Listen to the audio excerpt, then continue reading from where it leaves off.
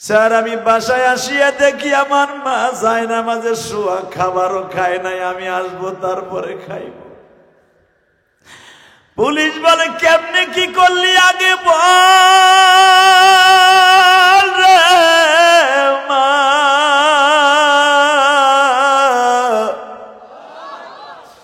আমি পুলিশ যখন ম্যাট্রিক পরীক্ষা দিছি, আমার মা আমার চেয়ারের পিছনে বয়া বয়া কাজের বুয়ার ডিউটি পালন করছে। আমার মা ফেলাক্সে দুধ রাইখা দিছে, গরম পানি রাইখা দিছে রে মা, দুঃখিনী মা।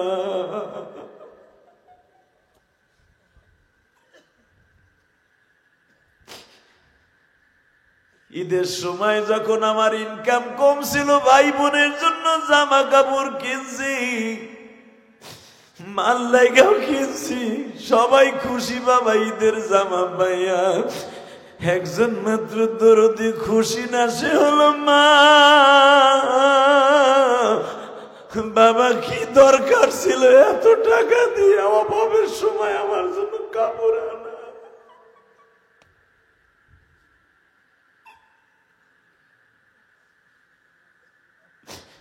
ওই মায়ের 3খানা 5খানা কাপড় দিয়ে কবরস্থানে শোয়া রাখছা। এই যে তোমাকে ইমাম সাহেব বাবা, বুকটা ভারিয়ে দেখো, মায়ের জন্য কত যন্ত্রণা।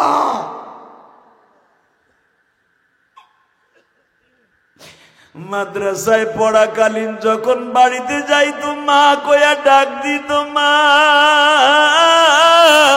তোমাকে এখানে চাকরিরত অবস্থায় বাড়িতে যাইয়া মায়ের জন্য কত কিছু লইয়া যাইতো।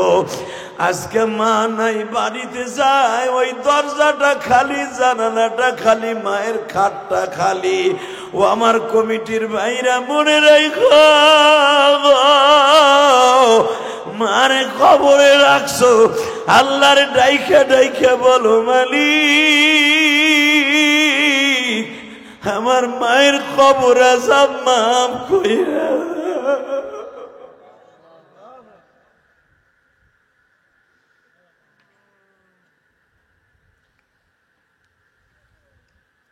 কে কইছে আপনার গুনাহ মাফ হইব না?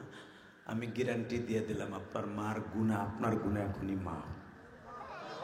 বলেন তো আল্লাহুম্মা আমিন, বলেন তো আল্লাহু আকবার। দাহিয়াই বলে ইয়া রাসূলুল্লাহ, আমি মদ খাইয়া পুরা টাল হয়ে আসলাম। আগে ওই যুবকটার কথা কই, দেখেন তো এক ফোঁটা পানি আসে কিনা। তদন্ত জিজ্ঞেস করে, রিমান্ডে ফেলায়, কেমনে কি করলি? স্যার আমি প্রথম ঘরে ঢুকে দেখি মা যায় না, আমাদের শোয়া।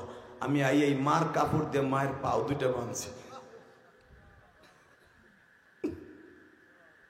তারপরে হাত দুইটা বাঁধছি, তারপরে মায়ের বুকের উপরে বইছি, তারপরে মায়ের চোখটার মুখটা বাঁধছি। এরপরে স্যার সবচাইতে আমার বেশি মনে পড়ে, আমার মা বারবার ছাটাছাটি করছিল আর বলছিল তুই আমার চোখটা বাঁধিস না। আমি জিজ্ঞেস করছিলাম কেন? কয় মরার আগে তোর একটু পরাণ বেড়ে দেখে যাই, তুই আমার কলিজার টুকরা।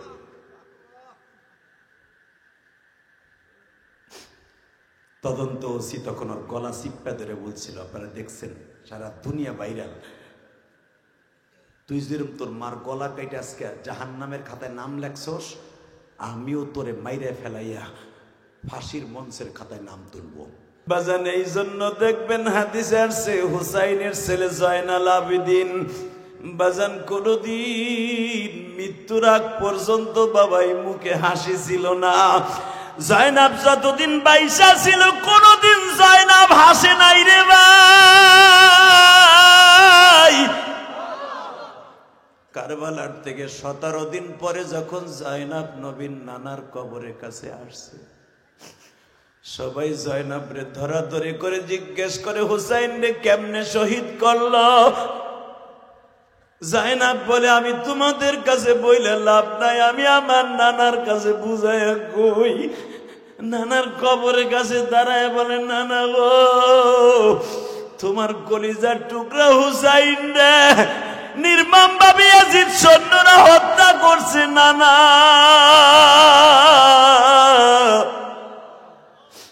হাদিসে প্রমাণ করে বাবা মুফতি আমিনী লেখেন, জীবনে কোনোদিন জায়নাবের এই মুখে হাসি ছিল না বাবা।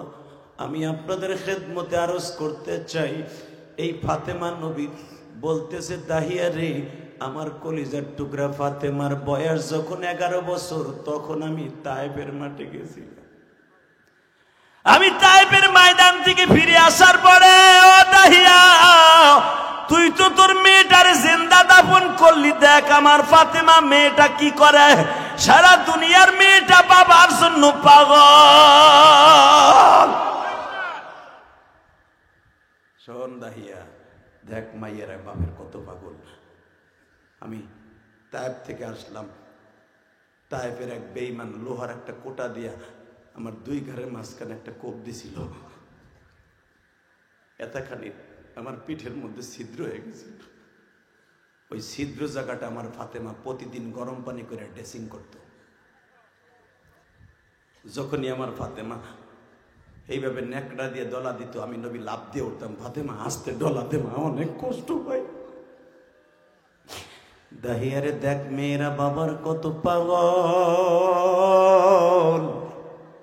যখনই আমি বলতাম ব্যথা লাগে, আমার ফাতেমা আর কোনোদিন নেকড়া দিয়ে ডলা দেয় নাই, আর জিব্বা দিয়ে পরিষ্কার করতো আর বলতো, আব্বু এখন কি ব্যথা লাগে।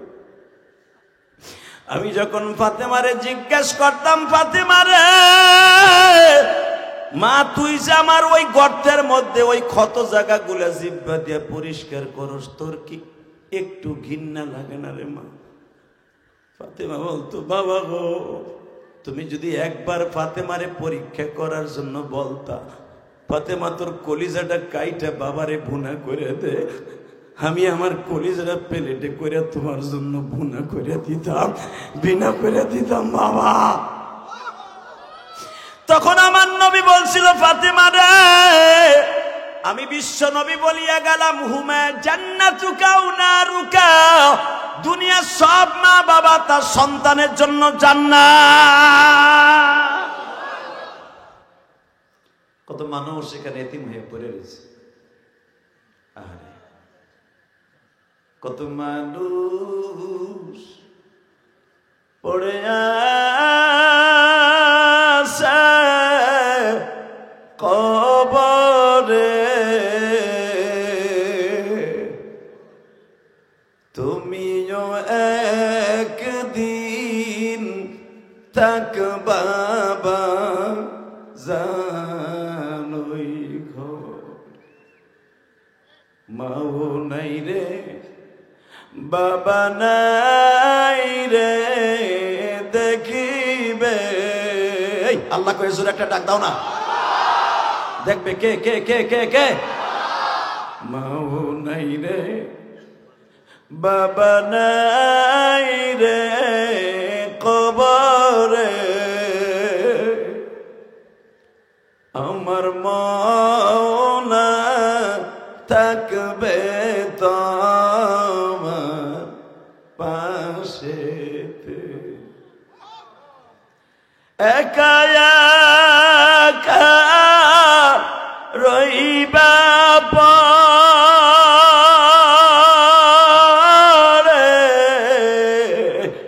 যেই ঘরে।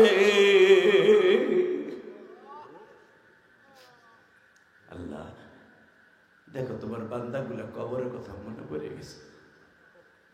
আমিও তো 12 বছর বয়সে মার ওই কবরে রাইকে সারাটা জীবন মা মা করে কাঁদলাম। আমার মতো কার যেন জনম দুঃখিনী মা নাই।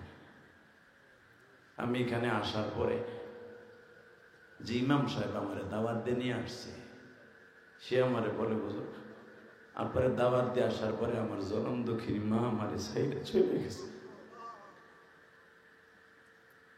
বুঝলেন, পৃথিবীতে যত বান্ধবী দেখেন, আমার আল্লাহর পরে মার মতো বান্ধবী কেউ নেই। কথা কর আরো জোরে, মার মতো দরদি কেউ আছে? যদি কেউ বলে আমার মার চাইতে বেশি ভালোবাসে আমার শাশুড়ি, ওরে শাশুড়ি না, ওরে ডাইনি।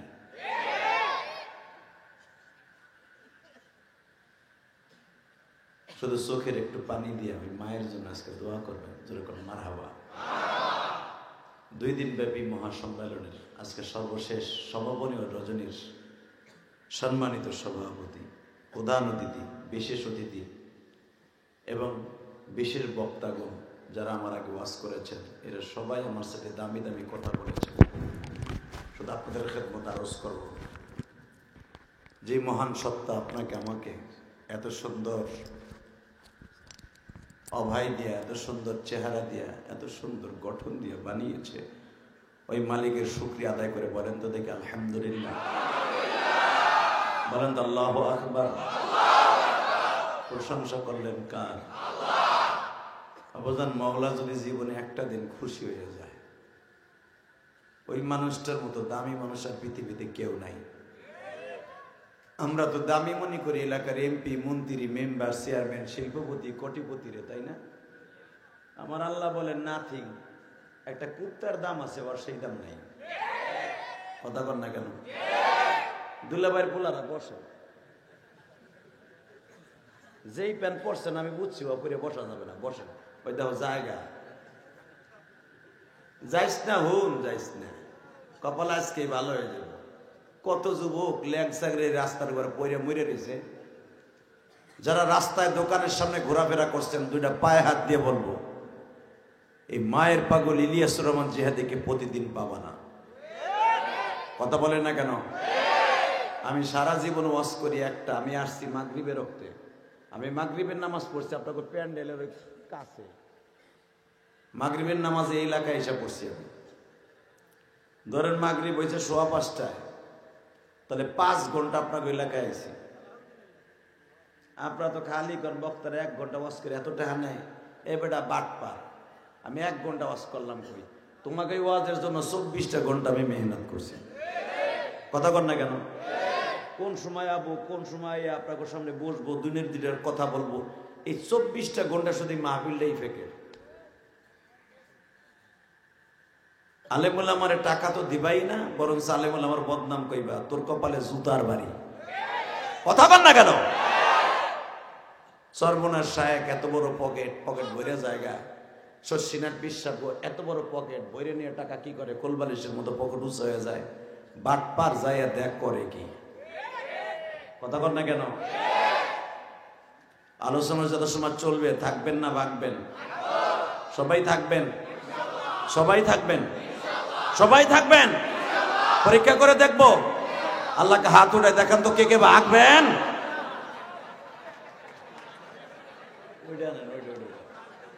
উপরের গদিটা নেন,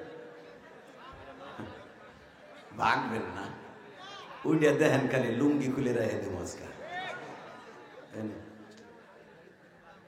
বেটা সাহস কত বড়, কইছে ভাগবেন, উঠেছি কি আমার বা বুড়া চাষা উঠেছে, সবাই রাখে।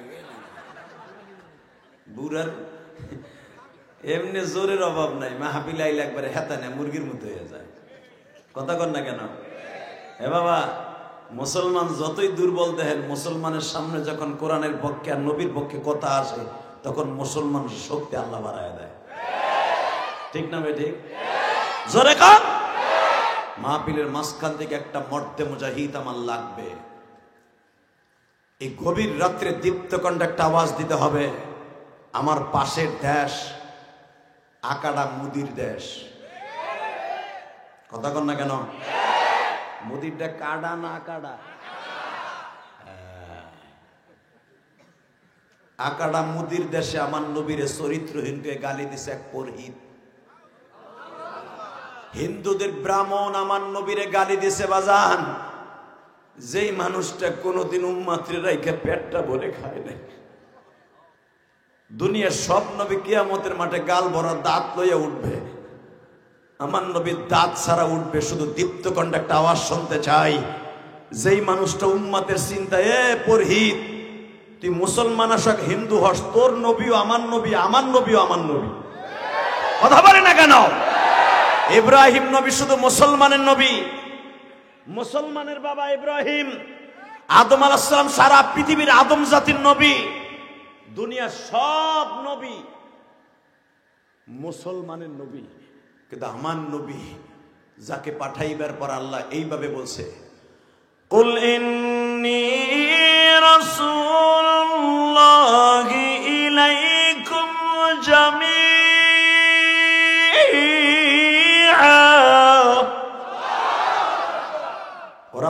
শোনে যারা আল্লাহু আকবার বলবেন জীবনে হার্টের রোগ হবে না। আমি আবার বলছি, ওয়া ইন্নাকা লাআলা খুলুকিন আযীম।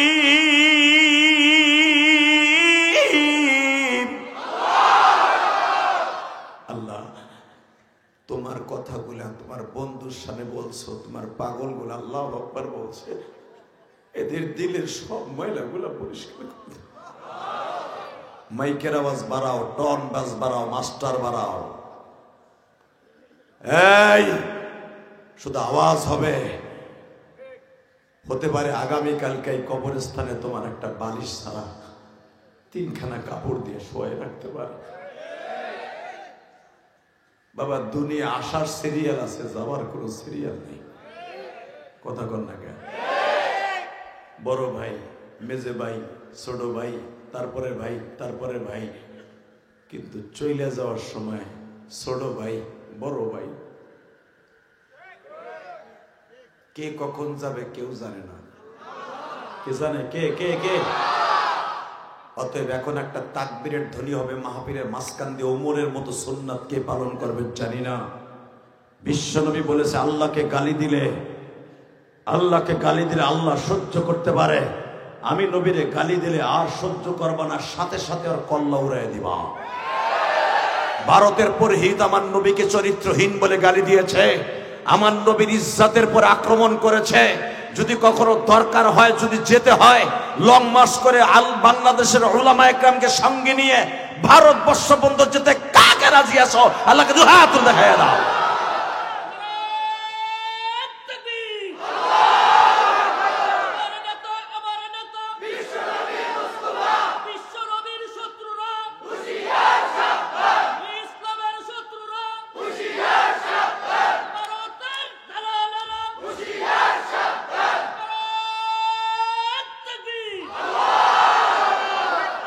আল্লাহ এই হাতগুলো আপনি জান্নাতের হাত হিসাবে কবুল করেন। আমার নবীর হাত থেকে এই হাত দিয়ে হাউজে কাউসারের গ্লাসটা নেওয়ার তৌফিক দান করেন। দুনিয়ার কোন নেতারে গালি দিলে, বঙ্গবন্ধুরে গালি দিলে, আওয়ামী লীগের সেলাবেলা নেতা গোতা মোতা হোতা জোতা তার বাড়িঘর জ্বালাই দিয়েছে 15 বছর। কথা কর না কেন? হুজুরা মন্দিরের বিরুদ্ধে, মূর্তির বিরুদ্ধে কথা বললে হুজুর গনিয়া জেলখানা আয়না করে নিয়ে গরম ডিম দিছে, চোখ বাইন্দা ল্যাংটা কইরা উত্তা করে গরম ডিম দিছে। খবর জানো? পুরা খবর জানো? যারা বের হয়েছে একদিন রুমের মধ্যে তালা লাগায় জিজ্ঞেস করে তাকে করছে কি, লজ্জায় বলে না, বলেন। আর যদি ভালো করে দেখতে চাও, তোমার যদি একবারে ক্লাস ফ্রেন্ড হয়ে থাকে, এই পিছনটা জামা খুইলা, পায়জামা খুইলা পিছনে দেখো। পৃথিবীতে বোর কাছে বলে নাই যে কি পরিমাণ টর্চারিং আলেমুল আমারে করছে, চোখ বাইন্দা ল্যাংটা কইরা।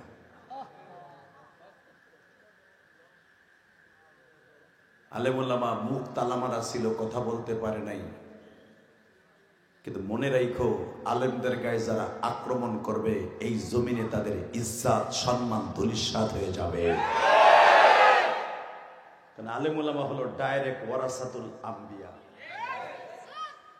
আমাদের সাথে যারা মুসাফা করবেন তারা যেন নবীর সাথে মুসাফা করবেন। যারা আলেমদেরকে সালাম দিলেন মনে করবেন নবীর সালাম। আমার নবীর তো আপনারা দেখেন নাই, আমিও দেখি না। যে ব্যক্তি হক্কানি আলেমদের দিক তাকায় থাকে, সে যেন নবীর দিকে তত সময় তাকায় রইল। আদম নবী চলে গেছে, তার কিতাব সাথে নিয়ে গেছে। ইব্রাহিম নবী চলে গেছে, তার কিতাব সাথে নিয়ে গেছে। আমার বাবা নূহ চলে গেছে, তার কিতাব সাথে নিয়ে গেছে। ইউসুফ নবী দুনিয়ার থেকে চলে গেছে, কিতাব সাথে নিয়ে গেছে। একজন মাত্র নবী তার কিতাব সাথে নিয়ে যায় নাই।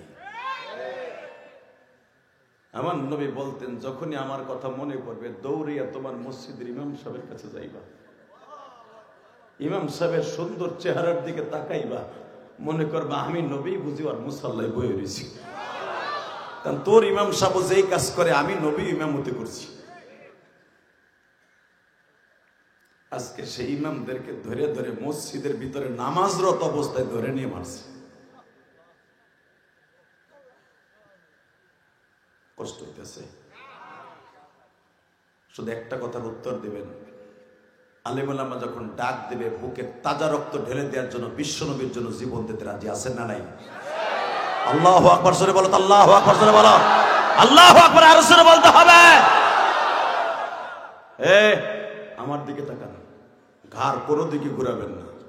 কিয়ামতের মাঠে আমার রব্বে কারীম এমন একটা সুন্দর মাহফিলের আয়োজন করবে। এক এক নবীকে বক্তব্য দিতে বলবে। মূসা নবীকে যখন বক্তব্য দিতে বলবে, মূসা পয়গম্বর বলবে, আল্লাহ মেরাজের রাত্রে যেই নবীটারে আমি বুকের মধ্যে নিয়ে সবচেয়ে বেশি কাঁদছিলাম, যেই নবীটাকে তোমার সাথে কথা বলতে যাওয়ার আগে তুমি বারবার আমাকে বলতা, মূসা আমার নবীর পরে দুরূদ পড়, ওই নবীটারে আজকে প্রধান অতিথি বানিয়েছো কিয়ামতের মাঠে। আল্লাহ তোমার কাছে একটা কথা জিগাই, জিগা, তুই তো দুনিয়ায় কত কথাই তো জিজ্ঞেস করছিস। মালিক কথাটা হইল, সব নবীগুলা কি সুন্দর করে তার উম্মতের দিকে তাকায়া তাকায়া মুস্কি মুস্কি হাসে,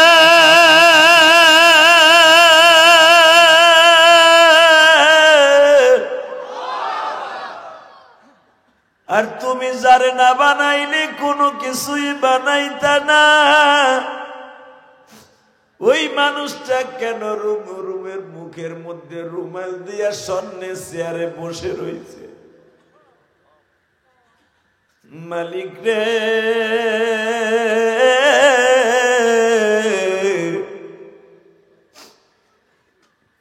কেন তোমার নবী রুমালটা মুখে দিয়ে বসে রয়েছে?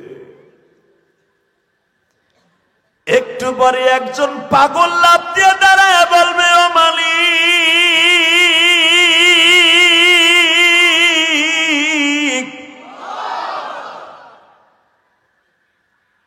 যত নবী এখানে ওয়াজ করলো, যত নবী ওয়াজ করলো, সব নবীগুলার গাল ভরা দাগ। যেই মানুষটা রুমালটা মুখে দিয়ে বসে রয়েছে তার দুটা দাঁত নাই কেন? আমি আপনাকে দুইটা পাও ধরে বলছি, আমার নবীর কথা শুনে যাদের চোখে পানি আসবে, ওই মানুষটা কোনোদিন জাহান্নামের আগুনে জ্বলবে না। যার চরিত্রের গ্যারান্টি দিয়েছে আল্লাহ, শুধু একটা কোরআনের আয়াত পড়েছি, একটা আয়াত সামনে নিয়ে কথা বলে যাব। আমি আয়াতটা পড়ি, দেখে চোখে একটু পানি আসে কিনা। পৃথিবীর কোন নবীর চরিত্রের গ্যারান্টি আল্লাহ দেন নাই, দুনিয়ার কোন মানুষের চরিত্রের গ্যারান্টি দেন নাই, ইল্লা নবী মুহাম্মদ।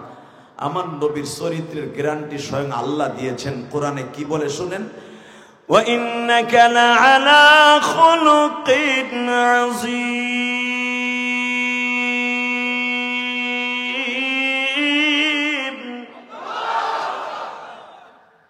আমি স্রষ্টার সৃষ্টিজীবের মধ্যে সবচাইতে উৎকৃষ্টতম চরিত্র দিয়ে আমি একজন মানুষ বানাইছি, সে আমার প্রিয় হাবিব। ফ্যান লাগবে না পাকা লাগবে? এ বাবা, আমি এখানে আসার আগে ইমাম সাহেব আমার একটা সাবজেক্ট দিয়েছে, মা বাবা নিয়ে ওয়াজ করতে হবে। এত জোরে আসতে দিতে হবে, তাহলে নিচে নামাই দেন। আল্লাহ, শুধু আমার দিকে তাকাবেন। আমি জানি এখানে অনেক বাবাজি আছেন, বাড়িতে যে মা কয়ে ডাক দিতে পারেন না। আগে জানালার পাশে রাত 12টা বাজলে দোকান থেকে যাইতে দেরি হইলে মা শীতের মধ্যে কালো চাদরটা গালের দিয়ে সাজায় খালি গুনে গুনে জিজ্ঞেস করতো, বাবা আজকে দেরি হইল কেন? দোকানে মনে হয় কাস্টমার বেশি আইছিল। খবরদার বাবা, রাত বেরাত ভালো না, মানুষ ইহানে সেহানে মরে যেতেছে, তুই বেশি রাত করিস না। কিন্তু বাবা ওই দৌড়দিটা যাওয়ার পরে আর কেউ জিজ্ঞেস করে না, দোকান থেকে দেরি করে। আমি জানি এই কবরস্থানের পাশের মাহফিল আপনারা আসছেন, বছরে অন্তত 2টা দিন মার পাশে বই একটু দোয়া করে যাবেন, এই জন্য আসেন। আমি জানি অনেকে ঢাকায় থাকেন, বছরে আসতে সুযোগ পান না, মনে করেন ওয়াজের অন্তত 2টা দিন আমার জনম দুঃখিনী মা, জনম দুঃখ মিয়া বাবার কবরের পাশে বইয়া একটু দোয়া করে আসে, যদি আমার মা আমারে মাফ করে দেয়।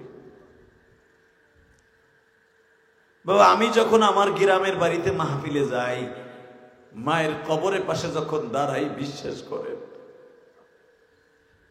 চোখকে বলতে হয় না, চোখরে তোর চোখ দিয়ে পানি বাইর হয় কি, চোখ অঝরে কানতে থাকে আর বলতে থাকে, জেহাদিরে তুই কি ভুলে গেছোস, তুই কি ভুলে গেছোস তোর মাই কবরে আসার আগে তোরে বারবার বলছিল, ইলিয়াস রে আমি যদি মরে যাই আমার কবরের পাশে দাঁড়াইয়া দোয়া করবি।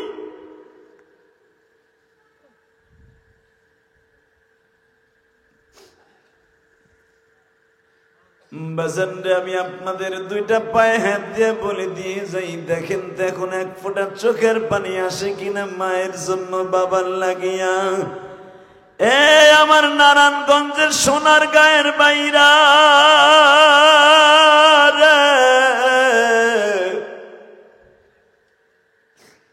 তুমি যদি তোমার মা বাবার জন্য দোয়া করো, তোমার সন্তানও একদিন তোমার জন্য এই মাহফিলে বসে দোয়া করবে, ঠিক না বেঠিক? তুমি যে আজকে আমি যখন আসতেছি দেখি দলে দলে মগাগুলা যাইতেছে, মনে হয় ওয়াজ শেষ। হে জানে যে জেহাদি মাগরিবের টাইমে আইছে, প্রধান বক্তার পরে উঠবে, তারপরও দেখলাম যাইতেছে গা, তার মানে এর বাপে ওই রকম গেছে গা। কথা কন না গা, আস্তে কথা কইলে লুলা হয়ে মরবা বুড়াটা। এ যুবকে হাসস কে, হাসস কে? যে ওয়াজের আখিরি মোনাজাত না করে যায়, মনে করবেন এইভাবে হয়তো তার বাপ দাদারা ওইভাবে গেছে। এটা আমি কই নাই, বিশ্বনবী কইছে। ভাবতে পারো যে আরে বাবার আমার বাপ তুলে কথা বলে না, চাচা সামনের হালো যেদিকে যায় পিছনেটা ওদিকে যায়। কথা কন না কে? জোরে কন, আরো জোরে। আমি বলবো চাচি, আপনার স্বামী যদি বাসায় যায় তাই মগাডারে 2টা ঠোন না দিয়ে পাঠাই দেন প্যান্ডেলে। কেন? ওর মা হেনে হইয়া রইছে। কথা কন না কেন? ওর দাদা দাদি হেনে হইয়া রইছে, ও যে বাসায় হইব কে, হ্যাগোলাকে দোয়া করে যা মগা।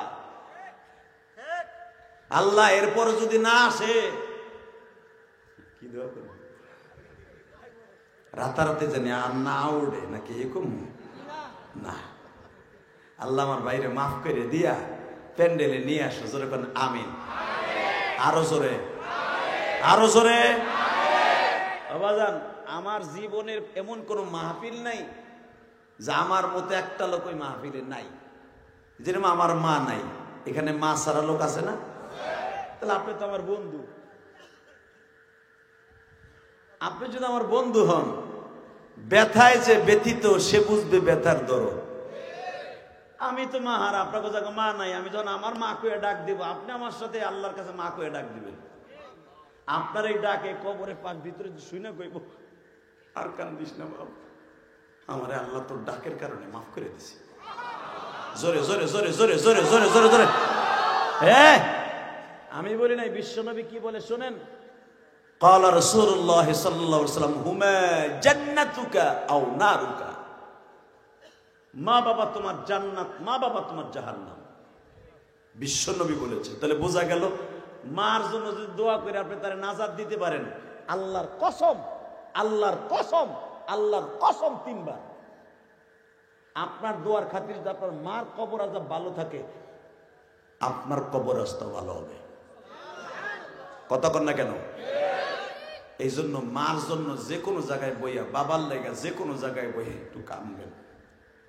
কারণ এই দুঃখিনীটা জীবনে কোনোদিন আপনার পেটে নেওয়ার পরের থেকে 10টা মাস, এরপরে ডেলিভারি হওয়ার থেকে নিয়ে আড়াইটা বছর, এই 2.5 বছর তো খাইছেন দুধ, এরপরে 2.5 বছরের পরে শুরু হয়েছে আপনার যন্ত্রণা, রিমান্ড কারে কয়।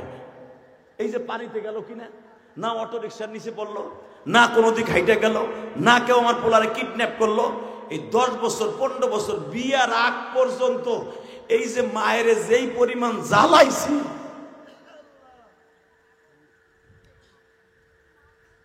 পৃথিবীর কোন মানুষকে এই পরিমাণ জ্বালাই নাই।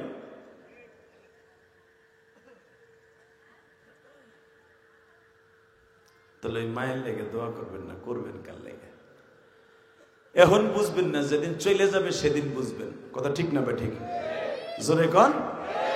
তাকানের দিকে, কোনো দিকে ঘাটটা ঘুরাবেন না। তাহলে এইখানে যাদের মা শুয়ে রয়েছে, লোকগুলা ওয়াজরে টিটি পাখির মতো আমার দিক তাকায় থাকবেন। রসুলের জামানায় একজন মাত্র সাহাবী হওয়ার চান্স থাকা সত্ত্বেও সাহাবী হইতে পারে নাই। নাম তার ওয়াইস কুরনি। কি নাম? একমাত্র মার কারণে নবীর সামনে আসতে পারে নাই। জানেন আপনি হাদিস? জীবনে ওয়াইস তার মার কারণে নবীরে দেখতে যাইতে চাইও দেখতে পারে নাই। এখন অজরে কানবেন, চোখটা কোনো দিক ঘুরাইয়েন না। বাজান রে, মাক্কি জিন্দিগিতে ওয়াইজের কানে খবর গেল, মক্কার মধ্যে এমন একজন মহামানবের আবির্ভাব হয়েছে যাকে রব্বে কারীম ডিক্লেয়ার দিয়েছে, ওয়া ইন্নাকা লাআলা খুলুকিন আযীম।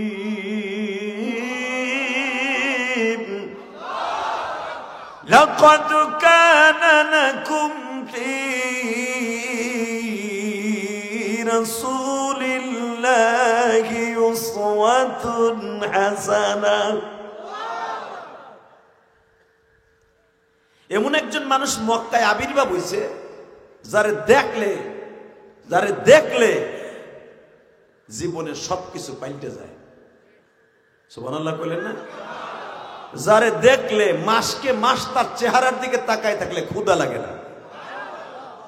সে কোনো গিলাসে পানি পান করতে গেলে ওই গিলাস যতদিন দুনিয়ায় থাকবে 1 কোটি বারও যদি মাঝে ধোয় ওই গিলাসের মধ্যে মিষ্টম্বরে ঘেরান আসে। আল্লাহ সুবহানাল্লাহ যারা আসতে কয়ে গো বাড়ি ঘর তুমি চিনো। প্রশংসা শেখ হাসিনা খালেদার আর আমাকে হুজুর গুনা, প্রশংসা কার? এই সুবহানাল্লাহ কইবেন আর তার প্রশংসা হইব। আর যার প্রশংসা করবেন ওই রব আপনার পরে খুশি হইয়া 10টা পৃথিবীর সমান একটা জান্নাত আপনার নামে এই ময়দান থেকে দলিল করে দিবে। এরপরে আসতে কইবা, গোড়ার ডিমও পাইবা না। রেডি? বলেন তো আলহামদুলিল্লাহ, বলেন তো আল্লাহু আকবার। এরপরে যতবার বলবেন এরকম জোরে জোরে বলবেন ইনশাআল্লাহ। বলেন বলবেন তো? আর আমি আর কয়েক উপরে গেলে 1 ঘন্টা পরে তারা আপনারা কেউ কইব না জোরে কোন সুবহানাল্লাহ। আরামে যে ঘুমাইবেন আর 1 বছর পর্যন্ত নেই মাঠে আবার ওয়াজ হইব। আবার আল্লাহ যদি বাঁচায় রাখে আগামী বছর শুনতে পারবেন তারিখ নির্ধারণ হওয়ার পরে। অতএব এই সুযোগ ছাইরেন না। আলহামদুলিল্লাহ বলেন। এই যে বয়, এই যে বাবা শোনা বাকি বস। মুরব্বী কইল ঝামেলা, এক বক্তা মুরব্বী কইয়া বহুত বিপদে আছে বেড়ায়। কালকে গেছি ভাই, বিশ্বাস যদি করেন মনে করছিল নাক মুখ ফাটা হেলাই। কাল গেছি মাছ কিনতে বাজারে, আমার কয় মুরব্বী এই কয়টা লাগবে? তা আমার পাশের তো একজন কয় হ্যাঁ চিনস তুই? কয় না। যে হ্যাঁ দিশা তোর মাছের মাথা দিয়ে বাড়ি দিব বেড়া। তার এক মুরব্বী হুজুর মাছ চাই, আমি আপনার চিনি নাই।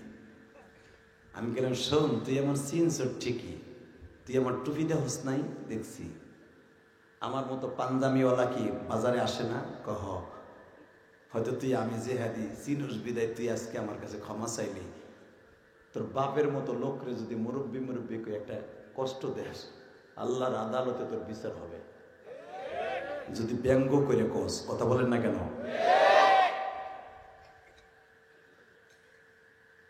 খবরদার কলিজার ভাই আমার, আলেমুল আমার কথা নিয়ে ব্যঙ্গ করিস না। আল্লাহ জোরে কোন আমিন। ওয়াইস কুরনি শুনতে পাইছে মক্কায় এমন একটা মানুষ আসছে যার চেহারার দিকে তাকাইলে চোখে পলক মারতে মন চায় না। আমার নবীর প্রশংসা শুনে যদি আপনি জোরে জোরে সুবহানাল্লাহ করেন না, আমি আল্লাহকে সাক্ষী রেখে বলছি, আপনি ময়দান ছাড়ার আগে আপনার চেহারাটা আল্লাহর কুদরতি নূরে সুন্দর হয়ে যাবে। আপনার ভিতরে যত ময়লা আছে পরিষ্কার হয়ে যাবে। ওয়াজ শুনতে পাইছে, এমন একটা মানুষের আবির্ভাব হয়েছে যারে দেখলেই কালেমা পড়ে মুসলমান হয়ে যায়। তার মুখের কথা শুনলেই মানুষ কালেমা পড়ে। এমন একটা মানুষের আবির্ভাব হয়েছে, ওই মানুষটারে যদি কেউ নেক নজরে দেখে, ওই লোকটা সারাদিনে যদি তার দিক তাকায় থাকে, চোখের মধ্যে পলক আসে না। ওয়াইস তার মা ডেকে ডেকে, মা এটা কথা জিজ্ঞেস করি, তুই আমার কথাটা শুনবি, বল। ও মা, আমি একটু মোহাম্মদ নামে ওই লোকটারে দেখে আসি। মা কয় না, আমি অসুস্থ, যাওয়া যাবে না। ঠিক আছে, গেলাম না। বাজারে 4 বছর পরে অন্তত 100 বার 4 বছরের ভিতরে মাকে জিজ্ঞেস করে একটু যাই না। হঠাৎ করে ওয়াইজ কেমনে জানি শুনছে আমার নবী মদিনা,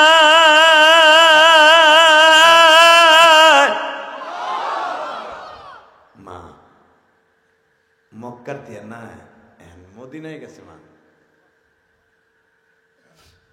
এখন যাই না। মারহাবা কর। এ মা, তো তুইও মুসলমান, আমি মুসলমান, তুই না মুসলমান হয়েছে, তো আমি গেলে তো সমস্যাটা কি? একদিন যাবো, যাইতে 2 দিন লাগবো, আইতে 2 দিন, মাঝখানে একদিন নবীরে দেখবো, পেটটা বইরা করবো, আইয়া তোর কাছে কমু যে আমার নবীর কোয়ালিটি এরকম। মা কয়, নবী কেমন তোর কইতে হবো না, আমি দেখছি। এই মহিলাটা বা কেমন, তুই কেমনে দেখলি? চোখ, আমি তোরে পেটে রাখছি, তুই আমারে পেটে রাখস নাই, যাওয়া যাবে না, এতটুকের মধ্যেই থাক। এ মায়ের পাগল ভাইরা, দেহি তো দেহি মার জন্য কতটুকু পানি তোমার চোখে আছে। ঠিক আছে, গেলাম না, যা। আনাস ইবনে মালিক বলেন, হঠাৎ করে নবী একদিন মেম্বারে বসে ওয়াজ করতেছে, মায়ের ওয়াজ করতে, স্যার বলতেছে, সাহাবীরা তোমরা যদি একটু আল্লাহর কাছে দরখাস্ত দাও। কি দরখাস্ত নবী? আমরা কি দরখাস্ত দেব? দরখাস্তর ভান্ডার তো আপনি। আমার নবী বলে, সাহাবীরা রে, তোমরা যদি আল্লাহর সবাই বুঝাইয়া কইতা, আমার পিছনে 10,000-এর উপরে জুমার নামাজ পড়ো,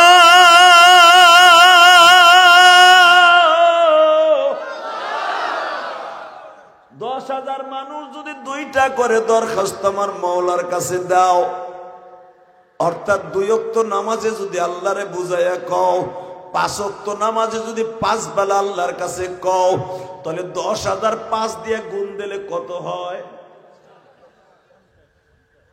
50,000 মানুষ আল্লাহর কাছে প্রতিদিন যদি দরখাস্ত দাও, আমার আল্লাহর কলিজায় ভালো লাগবে গো।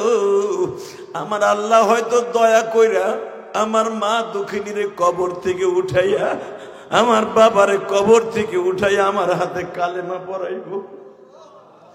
আমার নবী কত মায়ের পাগল, বাবার পাগল, নারায়ণগঞ্জের যুবা।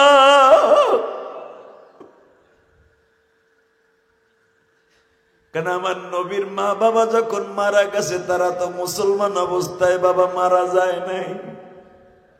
কারণ ওই সময় দাওয়াত ও তাবলীগের কাজ করার মতো কোন নবী দুনিয়ায় ছিল না বাবা।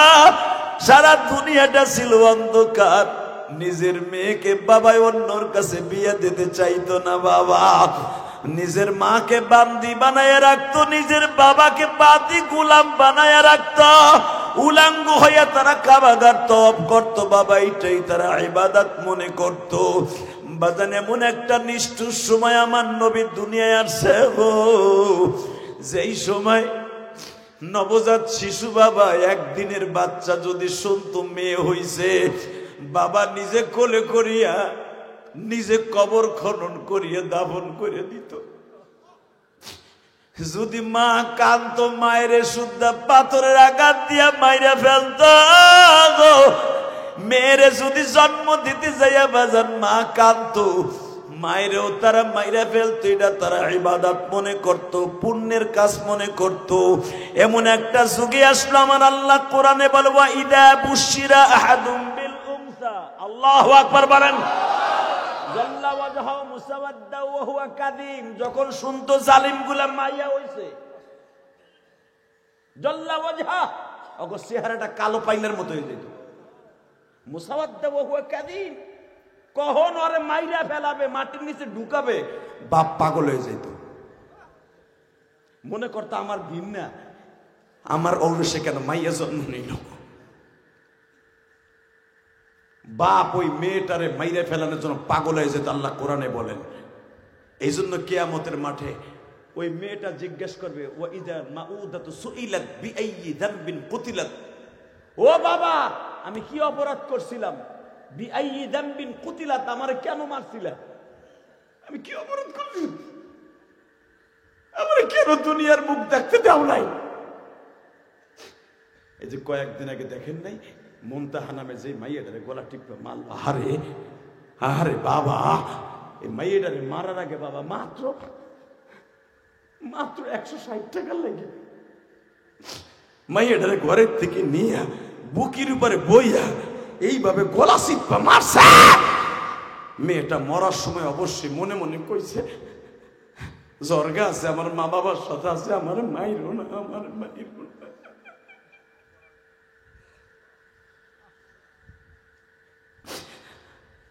আমার মাইরো না,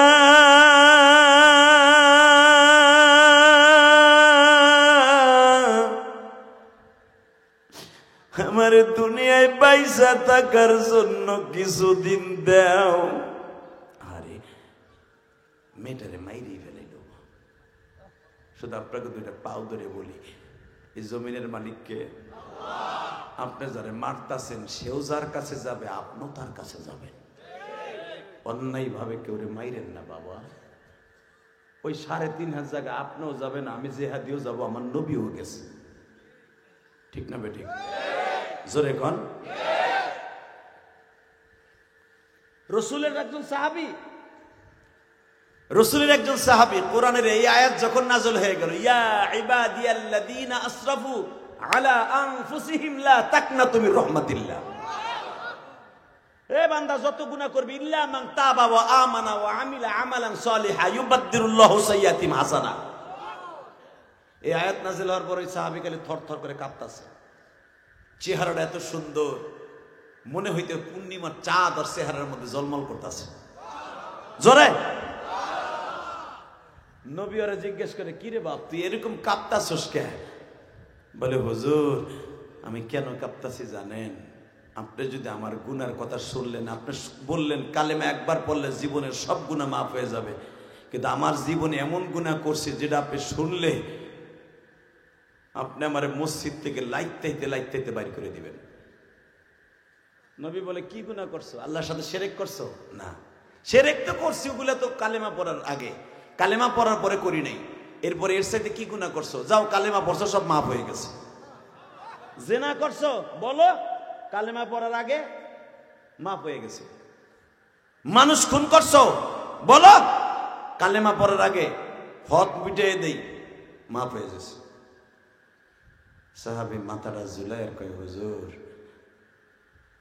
আপনি যদি সাহস করে শুনতে চান আমি বলতে পারি।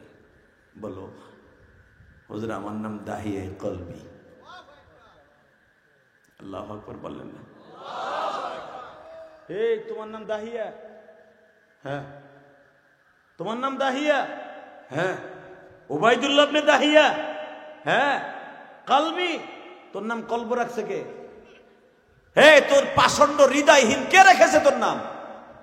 হুজুর সবাই আমার এই জন্যই তো দাহিয়া কলবি বলতো, আমার ভিতরে কোনো দয়া মায়া ছিল না।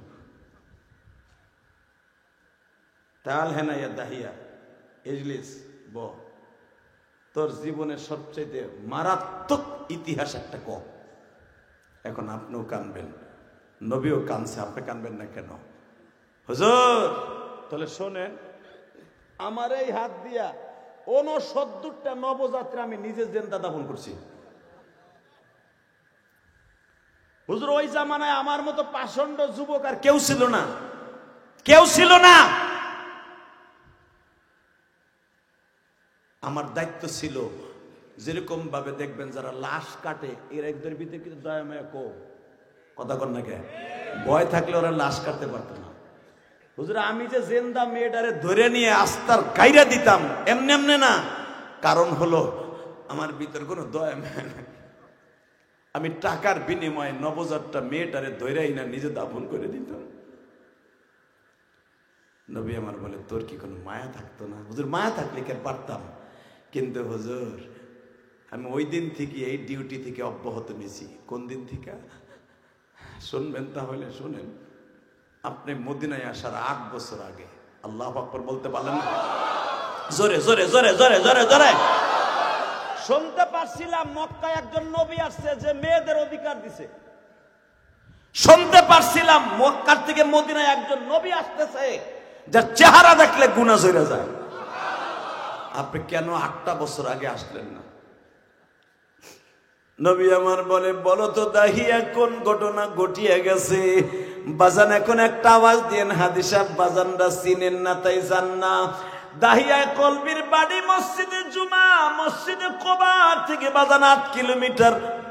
মসজিদে জুলহুলাইফা থেকে ডাইন দিকে নজর করলে একটা পাহাড় দেখবেন, ওই পাহাড়ের ঢালুতেই দাহিয়ায় কলবির বাড়ি ছিল। বাবা, মক্কা থেকে মদিনায় যারা আসতো ওখান থেকে দাহিয়ার নেতৃত্বে বাবা খুন খারাপি করা হইতো। ডাকাতের লিডার ছিল দাহিয়া।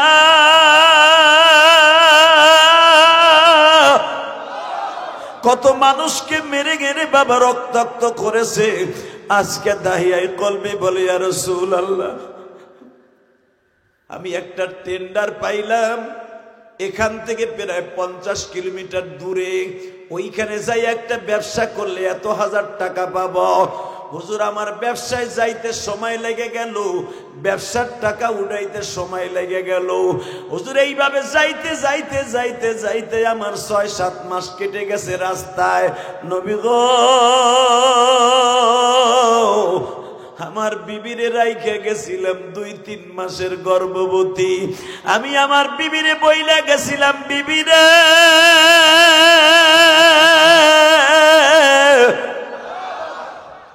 আমার প্রথম সন্তান যদি মাইয়া হয় তুই মাইরে লাইস, আর যদি ছেলে হয় ভালো করে আদর দিস, মধু খাওয়াইস, কিসমিস খাওয়াইস, তুই ভালো ভালো জিনিস খাওয়াইস। হুজুর, আমার বিবিরে আমি অনেক বাজার করে দিয়ে গেছিলাম, ভাবছিলাম পোলা হইব, কিন্তু আমি জানতাম না আমার একটা ভেস্তের টুকরা হয়েছিল, একটা মাইয়া। কারণ যেই ঘরে একটা মেয়ে জন্ম নেয় ওই ঘরে 40,000 ফেরেশতা সালাম দিতে থাকে। মা আর বাবার সাথে মুসাবা মুনাকা করে বলে, তোমাদের 2 জনের জন্য জান্নাত সাজানো হইতেছে। হুজুর, আপনার মুখ থেকে এই হাদিসগুলো শুনছি, কিন্তু আমি কপাল পোড়া। আমি সফর থেকে ফিরে আসলাম, আমার বউ আমার কাছে একটা মিথ্যা কথা কইল, মাইয়া হইছিল, মাইরে লাইছি। আমি খুশিতে আনন্দে চিত্তে বললাম, তোর মতো বউ আর হইতে পারে না, আবার পোলা হইব, টেনশন করিস না। কিন্তু হুজুর, আমি জানতাম না আমার মেয়েটার অন্য জায়গায় পালতে দিছে, আমি জানতাম না। দুধমার কাছে পালতে দিছে, অনেক দূরে, টাকার বিনিময়ে এক মহিলা পাহাড়ের গুহায় বসে পালছে আমার মেয়েটা। হুজুর শুনবেন, শোনেন তাহলে। আমার চেহারা যেরকম আগুনের মতো দেখেন, আর দাহিয়া কলবির চেহারা, এই দাহিয়ার চাইতে মারাত্মক চেহারা ছিল আমার মেয়েটা। কারণ বাপের চেহারা যেই মেয়েগুলা পায়, ওই মেয়েগুলা ভাগ্যবতী হয়। নবী, আপনার মেয়ে ফাতেমার চেহারা আপনার মতো। আপনি বলেন আমার ফাতেমা দুজাহানের বাদশা, জান্নাতের চাবি, দুনিয়ার সমস্ত মহিলাদের জান্নাতের লিডার। হুজুর, আমার মেয়েটা আমার মতো চেহারা ছিল, আগুনের মতো চেহারা। নাম থাকতে তার জামিলা। জামিলা মানে সুন্দরী, যেরকম মারহাবা। জামিলা মানে কি? আল্লাহর নাম জামিল, আর বান্দি মহিলাদের নাম হয় জামিলা, পরম সুন্দরী। হুজুর, আমার মেয়েটারে দুধ খাওয়ানোর টাইম যখন শেষ হয়ে গেছে, দাইমা দিয়ে গেছে, আমার বউ আমার সামনে দিয়ে মেয়েটা ঘুরে, আমি জিজ্ঞেস করি মেয়েটা কার? আমার বউ আমার কাছে কয় না। আমার বউ মার মতো একটু একটু আদর করে। হঠাৎ করে একদিন আমার খাবার দিয়ে বলে ফেলে, দেখো ওই যে বাড়িতে যে মেয়েটা দেখতেছো না, আমাকে সামনে দিয়ে ঘুরে, আমার মামা কয় ওইটা আসলে ওই মেয়ের বাপ। তুমি আপনাকে কষ্ট হইতেছে? আল্লাহু আকবার জোরে বলেন তো। যাবেন গা? আর মাত্র 15 মিনিট কথা কম। আরে 1 ঘন্টা হয়ে গেছে চান্দু চাচা। শুধু একটা আওয়াজ দিয়ে বলতে হবে জমিনের মালিককে। কালকে ওয়াজ শুনছেন, শরীরটা ক্লান্ত হয়ে গেছে না? এই জন্য মাঝে মাঝে একটু ঝাঁকি দিতে হবে যেন ঘুমটা না থাকে। এই যে সভাপতি সব বইয়ে বই একটু কেবল জিমটি মারছিল। আগামীকালকে আর আপনারে কেউ ডাইকে পাটি বিছে কইব না আহ্বা শোনো, ঠিক না বেটি? চোখরে এখন রেডি করেন। দাহিয়া বলে ইয়া রাসূলুল্লাহ, নবীর চোখগুলা বড় বড় হয়ে গেছে। কি ওইটা তোর মাইয়া ছিল? হ্যাঁ। তোর মতো চেহারা ছিল? হ্যাঁ। সূরাতে আনা আমার মতো চেহারা ছিল। নবী বলে তারপরে কি করলি? আমার বউ যখন বলল এই মেয়েটা তোমার, আমার শরীরে আগুন লেগে গেল। 32,000 ভোল্টের বিদ্যুতের মতো আগুন লেগে গেল। শর্ট করলাম। আমি মেয়েটারে কখন দাফন করব এই চিন্তা আমার মাথায় ঢুকে গেল। আমি বউরে মাইরা চলে গেলাম জঙ্গলে। ওখান থেকে কায়দা মতো মদ খাইলাম। মদ খাইয়া পুরা টাল হইয়া দয়া মায়া সব বাদ দিয়া ডুম করে যারা লাশ কাটে দেখবেন, ওরা লাশ কাটার আগে মদ খায়। কথা কম না কেন? মানুষকে মারার আগে মদ না খাইয়া ওর মাথা ঠিক থাকলে কোনোদিন মানুষ মারতে পারে না। তার জ্বলন্ত প্রমাণ আপনারা জানেন। আজ থেকে 7-8 বছর আগে রংপুর পাটগ্রাম একটা ঘটনা ঘটে গেছিল। মারে নিজের হাতে জবাই দিছে। পুলিশ জিজ্ঞেস করছে তোর মায়ের জবাই দিলি কেমনে? কয় স্যার আমি মার কাছে ইয়াবা খাওয়ার লেগে টাকা চাইছিলাম। মায় কয় আমার জীবন থাকতে তোর ইয়াবা খাইতে টাকা দিব না, আমি রোজা নামাজ করি তোরে দিব না। দিবি না? তোর কাছ থেকে কেমনে চাবি নিয়ে আলমারি থেকে টাকা নিতে হয় আমার জানা আছে। পুলিশ বলে কেমনে কি করলি? কয় স্যার আমি ইয়াবা প্রতিদিন খাই একটা, আজকে খাইছি 2টা। পুরা মাতাল হয়ে বাড়িতে আইছি। আইয়া দেখি আমার জনম দুঃখিনী মা যায় না মাঝে শুয়ে রয়েছে। কারণ আমার আইতে দেরি হয়েছে, আমার মা শুয়ে রয়েছে। স্যার আমি বাসায় আসিয়া দেখি আমার মা যায় না মাঝে শোয়া, খাবারও খায় নাই। আমি আসবো তারপরে খাইব।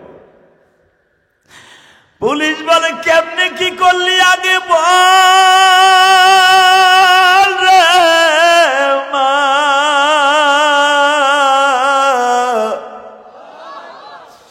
আমি পুলিশ যখন ম্যাট্রিক পরীক্ষা দিছি, আমার মা আমার চেয়ারের পিছনে বয়া বয়া কাজের বুয়ার ডিউটি পালন করছে। আমার মা ফেলাক্সে দুধ রাইখা দিছে, গরম পানি রাইখা দিছে রে মা, দুঃখিনী মা।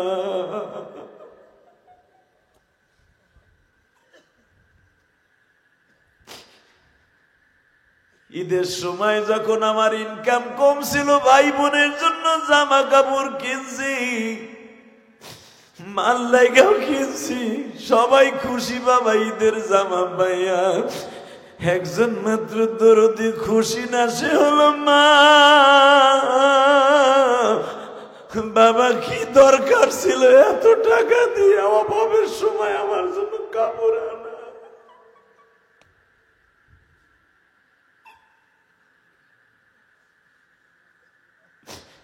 ওই মায়ের 3খানা 5খানা কাপড় দিয়াই কবরস্থানে শোয়া রাখছা।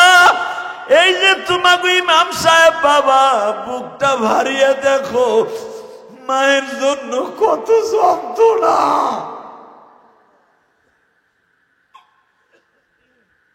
মাদ্রাসায় পড়াকালীন যখন বাড়িতে যাইতো, মা কয়া ডাক দিত, মা তোমাকে এখানে চাকরিরত অবস্থায় বাড়িতে যাইয়া মায়ের জন্য কত কিছু লইয়া যাইতো।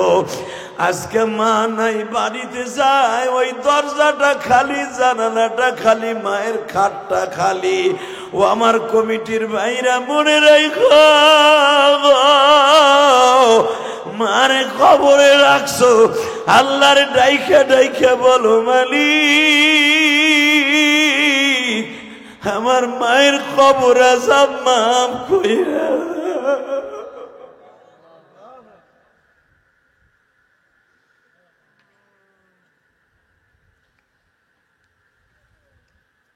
কে কইছে আপনার গুনাহ মাফ হইব না? আমি গ্যারান্টি দিয়ে দিলাম আপনার মার গুনাহ আপনার গুনাহ এখনই মাফ। বলেন তো আল্লাহুম্মা আমিন, বলেন তো আল্লাহু আকবার। দাহিয়াই বলে ইয়া রাসূলুল্লাহ, আমি মদ খাইয়া পুরা টাল হয়ে আসলাম। আগে ওই যুবকটার কথা কই দেখেন তো এক ফোঁটা পানি আসে কিনা। তদন্তসি জিজ্ঞেস করে রিমান্ডে ফেলায়, কেমনে কি করলি? স্যার আমি প্রথম ঘরে ঢুকে দেখি মা যায় না আমাদের শোয়া, আমি এই মার কাপড় দিয়ে মায়ের পাও দুইটা বাঁধছি, তারপরে হাত দুইটা বাঁধছি, তারপরে মায়ের বুকের উপরে বইছি, তারপরে মায়ের চোখটার মুখটা বাঁধছি। এরপরে স্যার সবচাইতে আমার বেশি মনে পড়ে আমার মা বারবার ছাটাছাটি করছিল আর বলছিল তুই আমার চোখটা বাঁধিস না।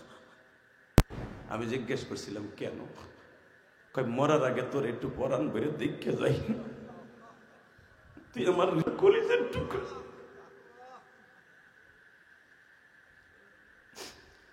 তদন্ত ওসি তখন ওর গলা চিপ্পা ধরে বলছিল, আপনারা দেখছেন সারা দুনিয়া ভাইরাল, তুই যেরকম তোর মার গলা কেটে আজকে জাহান্নামের খাতায় নাম লেখছস, আমিও তোরে মাইরে ফেলাইয়া ফাঁসির মঞ্চের খাতায় নাম তুলব। আল্লাহু আকবার জোরে বলতে পারলি না যুবক? জোরে জোরে জোরে জোরে জোরে জোরে।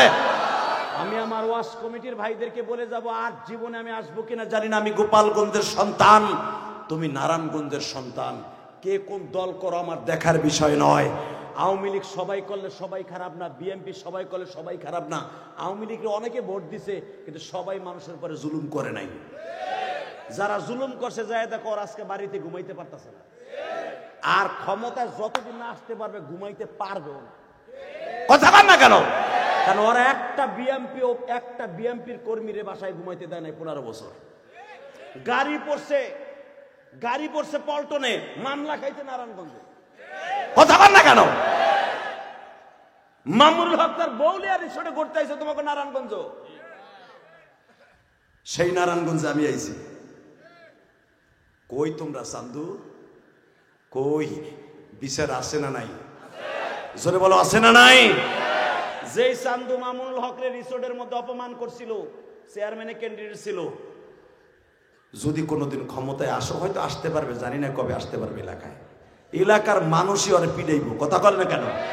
কারণ আলেমের রক্ত, আলেমের অপমান যেখানে পড়বে ওখানে কোনোদিন বাংলার জমিনে শান্তি আসতে পারে না। অতএব আমার দিকে তাকাবেন আর চোখের পানি ফেলবেন, কারণ এই দুনিয়া থাকার জায়গা না। মনে রাখবা, পৃথিবীতে একটা মাত্র দরদ দিয়েছে, জীবনে কোনোদিন তোমার শান্তি কামনা ছাড়া বর্দ দেয় নাই, তার নাম মা, তার নাম বাবা। ঠিক না? তুমি 10 বছর মারে বাপরে বাদ দাও না। এই ওয়াজটা শুনে যে বাপরে যদি অসুস্থ বা প্যারালাইজড ঘরে পড়ে রয়েছে, ঘরে কোনায় যে দেখো আব্বা আজকে আমার হুঁশ ফিরে আইছে, তুমি আমার মাফ করে দাও। আব্বা গুল সাহেবের মতো মোরা নিতে প্রথম কইব না আমি তোর মাফ করবো না, আবার পাউডার জড়াই ধরবা, আব্বা কইব সর তোর মস্কারা করা লাগবে না, তুই যা। 3 বার এবার কইব যা তোরে মাফ করে দিছি। ঠিক না বেটি? জোরে বলো। কলিজার ভাই আমার, ও নারায়ণগঞ্জের ভাইরা আমার, সোনার গায়ের ভাইরা, তোমাদের পুরা গাওটা ভরা স্বর্ণ, তোমরা জান্নাতে যাইও গায়ে দিবা স্বর্ণ। আলহামদুলিল্লাহ বলেন। এই যে ভাই এদিকে আয়, তুই তোর বাপের মতো লোকের মোতায় ধরে না, তোর মোতায় ধরলো তার মানে তোর নিষ্ক্রিয় এতই ঢিলা, তুই উঠবি আর ওই চাচার সামনে আয়। আলহামদুলিল্লাহ বলেন। আল্লাহ ওরে তুমি অলি বানায় দাও, আল্লাহ ওরে তুমি অলি বানায় দাও। ও ইচ্ছা করলো যদি গার তারা ওই তোর বেয়াদব হইতো, যাই তুই গা। ও আলেম ওলামা সম্মান করে বিদে বয়ে পড়ছে। আল্লাহ ওরে তুমি কবুল করো, আরে আবু বকরের সাথে জান্নাত নসিব করো। যেরকম আমিন। আর ওয়াজ করবো মাত্র 5 থেকে 7 মিনিট। হ্যাঁ হইছে, ঠিক আছে, চুপ তাই, চুপ চুপ। ইয়া রাসূল, স্যার ভালো করে বুঝবেন, ইয়া রাসূলুল্লাহ, আমি এরপরে আমার মেয়েটারে নিজে কোলে করে নিয়ে গেছিলাম। আমার বউ পিছনে পিছনে দৌড়াইছিল আর পাগলের মতো বলছিল, তোমার পাও দুইটা ধরে আমি বুঝতে পারছি তোমার মাথায় পুরো গেরা উঠে গেছে, তুমি আমার মেয়েটারে মাইরে ফেলবা। আমি তোমার পাও ধরছি, আমার মেয়ে নিয়ে আমি দেশান্তর হয়ে যাব, তোমার ঘর করবো না। মেয়েটার আমি আনতাম না, বিশ্বাস করো, কারণ আমার মেয়েটা তোমার মতো চেহারা বিদায় আমি তোমার এক কাছে আনছিলাম, দেখি তোমার একটু মায়া হয় কিনা। কিন্তু আমি বুঝলাম এই মদিনার ভিতরে, এই বাক্কা শহরে, মক্কা শহরে এই পুরুষগুলা যে এত নিষ্ঠুর, এটা জানতাম না। কারণ 10 মাস 10 দিন আমি পেটে বোঝা বইছি, তুমি এই দম বুঝবা না, আমি মা কি তুমি বুঝবা না। আমার মাইয়া লইয়া তোমার তালাক দিয়ে চলে যাব, তুমি নতুন বিয়ে করে পোলাই দাও, আমার মেয়েটারে বাইরো না, আমার মেয়েটারে বাইরো না, আমার মেয়েটারে বাইরো না। নবী বলে, তোমার ওই বিবিটা কি আছে? না নবী, আমার বিবিটাও স্টপ করে মারা গেছে।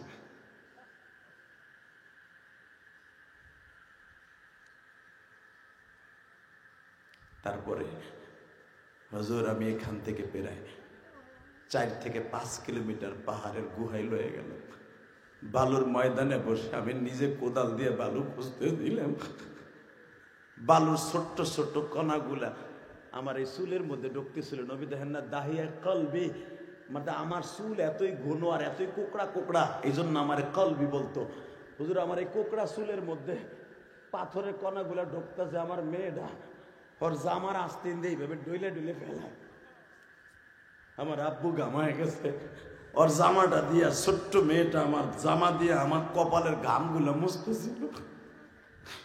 কিন্তু আমার মেয়েটা জানতো না আমি একটু পরে ওরে ধাক্কা দিয়ে ফেলাই দিব।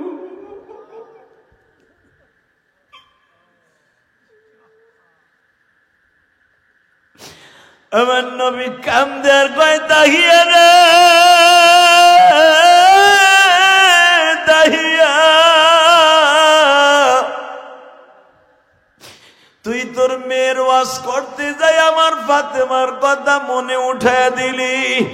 এই যে দেখোস ফাতেমার 3টা ছেলে মেয়ে একবারে পিটাপিটি।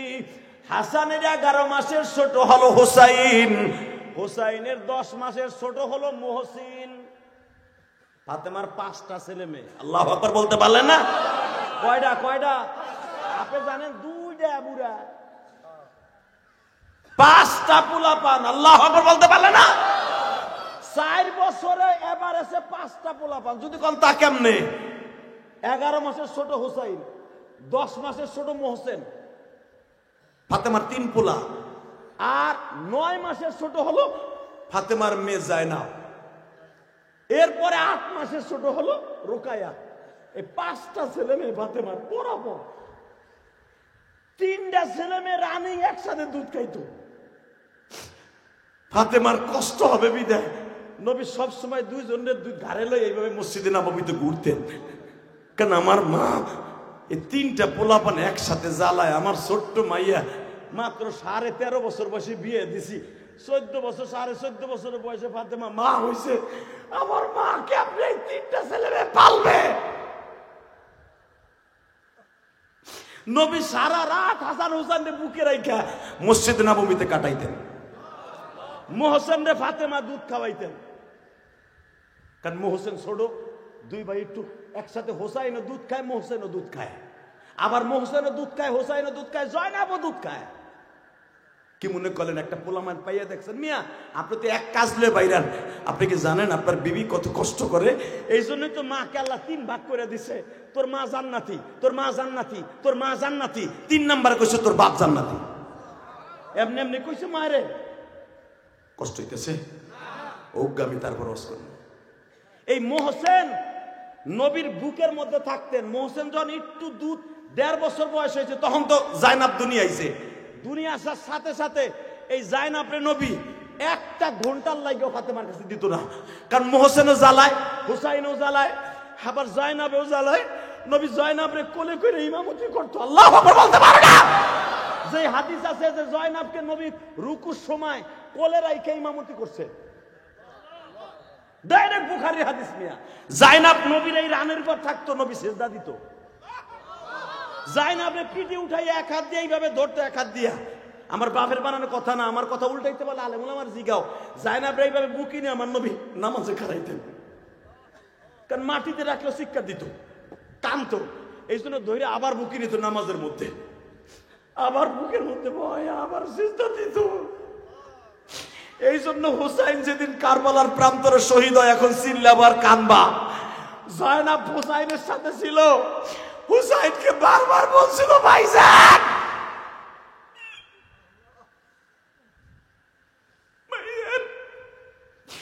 তুমি আমারে কোলে করে বড় করছো, নানায় যুদ্ধে গেলে তোমরা দুই ভাই আমারে কোলে পিঠে করে মানুষ করছো, কারণ তোমাকে তিন ভাইয়ের তখন আমি একটা বোন ছিলাম, আমারে মাটিতে রাখতে দাও নাই তুমি। নানায় যখন যুদ্ধে যাইতো তুমি আমার গাড়ি নিয়ে মদিনার অলিতে গলিতে ঘুরতা। আজকে ভাই চলে গেছে, তুমিও চলে যাইবা। আমি জয়নাবরে কে বুকে দেখে রাখবে? আমি জয়নাবরে কে দেখে রাখবে? আমি জয়নাবরে কে আদর করে চুমা দিবে?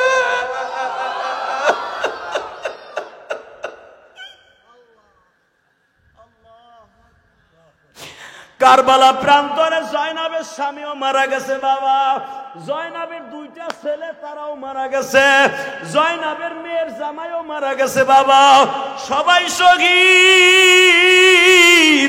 জয়নাব হুসাইনের নিজের হাতে বাবা যুদ্ধের পোশাক পরায় দিছে। বাইরে এবার কপালে যখন সুমা দিয়া বলে, বাইরে মা যদি থাকতো তোমার সুমা দিত। মায়ের ডিউটি আমি পালন করলাম। হুসাইন কি বলে এখন? চিৎকার মারবা, জয়নাব বোন আমার কলিজা আয়, আমার বুকে আয়, আমার বুকে আয়। বোনরে বুকের মধ্যে নিয়ে, বোনদেরকে সুমা কেমনে দেবেন? সুন্নাত শেখেন আমার কাছ থেকে। যাদের বোন আছে এইভাবে সুমা দিবেন। যদি বোনরে বিয়ে দেন অথবা বালেগ হয়, বোনের কপালে এইভাবে হাত রাখবেন, এই হাতের এইখানে চুমা দিয়ে বলবেন, তুই ভালো থাক, আল্লাহ তোর কপালটা ভালো করে দিক, তোর কষ্ট একদিন থাকবে না, তোর ছেলে মেয়ে বড় হইলে তোর কষ্ট থাকবে না। এইভাবে চুমা দিয়ে যদি দিতে পারো, জয়নাবের ভাই হুসাইনের গাড়িতে জান্নাতে যাব। বোন রে চুমা দেবা কি বোনের হক মাইরে খাওয়ার লেগে বুড়ে ঘুরতাছে, কথা কর না কেন? কারণ তুমি তো দুনিয়া বাইন্দা লইছো, হায়াত বাইন্দা লইছো ফেরাউনের মতো 400 বছর। এখন চিল্লাবার কানবা। জয়নাব কি করে তাই দেখো, আরে বাইর কোমরটারে শক্ত করে ধরে। কারণ হুসাইন অনেক লম্বা ছিলেন, আমার নবীর মতো ডাইরেক্ট। হুসাইনের চেহারা আমার নবীর মতো ছিল, ডাইরেক্ট হুবাহু। নবীর গাছ থেকেও মেশকাম্বারে ঘেরান আসতো, হুসাইনের গাছ থেকেও মেশকাম্বারে ঘেরান আসতো। হুসাইন ঘামাইলে মনে হইতো জান্নাতের খুশবু আসতেছে। কারণ হুসাইনের এমন কোন শরীরের জায়গা ছিল না যেখানে আমার নবীর সুমা লাগে নাই। আমার নবী এই আঙ্গুল দিয়ে হুসাইনের গালের মধ্যে সবসময় এইভাবে ঘুরতেন, কারণ নবী জানতেন এই গালের মধ্যে দিয়ে হুসাইনের রক্তগুলা বের করবে ইয়াজিদ, এটা নবী জানতেন। এই জন্য হুসাইন মাঝে মাঝে কইতেন, বা না না তুমি মাঝে মাঝে দেহি আমার বাইরেও গালের মধ্যে জিব্বা দিয়ে ঘুটো, আবার তুমি আমার গলার মধ্যে বেশি সুমা দাও, আবার গালের মধ্যে জিব্বাটা দিয়ে 2-3 মিনিট রাইখা দিয়ে বুকের মধ্যে চাইপা ধরে রাখো, কারণ কি? আবার কান্দো কেন? তখন হুসাইন বলে, না না এখন বুঝবি না, একদিন এই কথাগুলো মনে পড়বে, তখন আর নানারে পাবি না। হুসাইন আজকে এই কথাগুলা মনে করে আর জয়নাবকে বলে, জয়নাব রে, নানা আমার 7 বছর বয়সে এই কথাগুলা বলেছিল, নানা ভাই একদিন আমার কথা মনে পড়বে, আমারে পাবি না।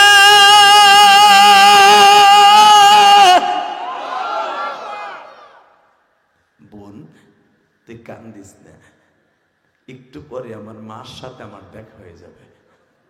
আমার আব্বা তো এই শহরে ঘুমাই রয়েছে, ফালুজা শহরে ঘুমাই রয়েছে। বোন, আমার আব্বা তো কারবালার থেকে মাত্র 13 কিলোমিটার দূরে আমার আব্বার কবর, আলীর কবর। আমার আব্বাও তো যুদ্ধে এসে মারা গেছে। বোন তুই চিন্তা করিস না, আমি একটু পরে আমার আব্বার সাথে, মার সাথে, আমার নানার সাথে দেখা হয়ে যাবে। কিন্তু আমার হাতের উপরে হাত রেখে এখন একটু ওয়াদা দিবি, আপনিও এখন কানবেন, হুসাইনও কান্দে, আপনিও কানবেন যুবক ভাই। বোনের হাতটারে সুমা দিয়ে বলে, বোন রে, তুই যখন মদিনায় যাবি তখন কেউর কথা না বললো, আমি হুসাইনের কথা নানার রোজার পাশে বুঝাই বুঝাই কবি, না না কারবালার ইয়াজিদ শোন না, আমার ভাই হুসাইন রে 1 গ্লাস পানি দেয় নাই।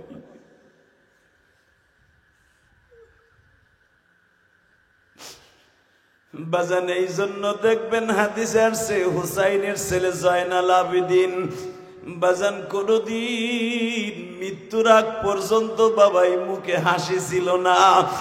জয়নাব যতদিন বাইসা ছিল কোনদিন জয়নাব হাসে নাই রে ভাই।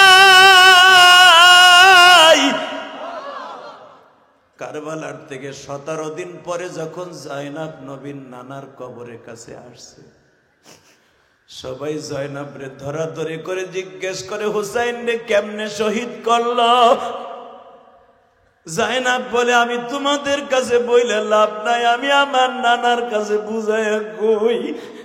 নানার কবরের কাছে দাঁড়ায় বলে নানা গো তোমার কলিজার টুকরা হুসাইন রে নির্মম ভাবে ইয়াজিদ সৈন্যরা হত্যা করছে নানা। হাদিসে প্রমাণ করে বাবা মুফতি আমিনী লেখেন জীবনে কোনোদিন জয়নাবের এই মুখে হাসি ছিল না বাবা। আমি আপনাদের খেদমতে আরজ করতে চাই, এই ফাতেমা নবী বলতেছে দাহিয়া রে আমার কলিজার টুকরা ফাতেমার বয়স যখন 11 বছর তখন আমি তায়েফের মাঠে গেছিলাম। আমি তায়েফের ময়দান থেকে ফিরে আসার পরে ও দাহিয়া তুই তো তোর মেয়েটারে জিন্দা দাফন করলি, দেখ আমার ফাতেমা মেয়েটা কি করে।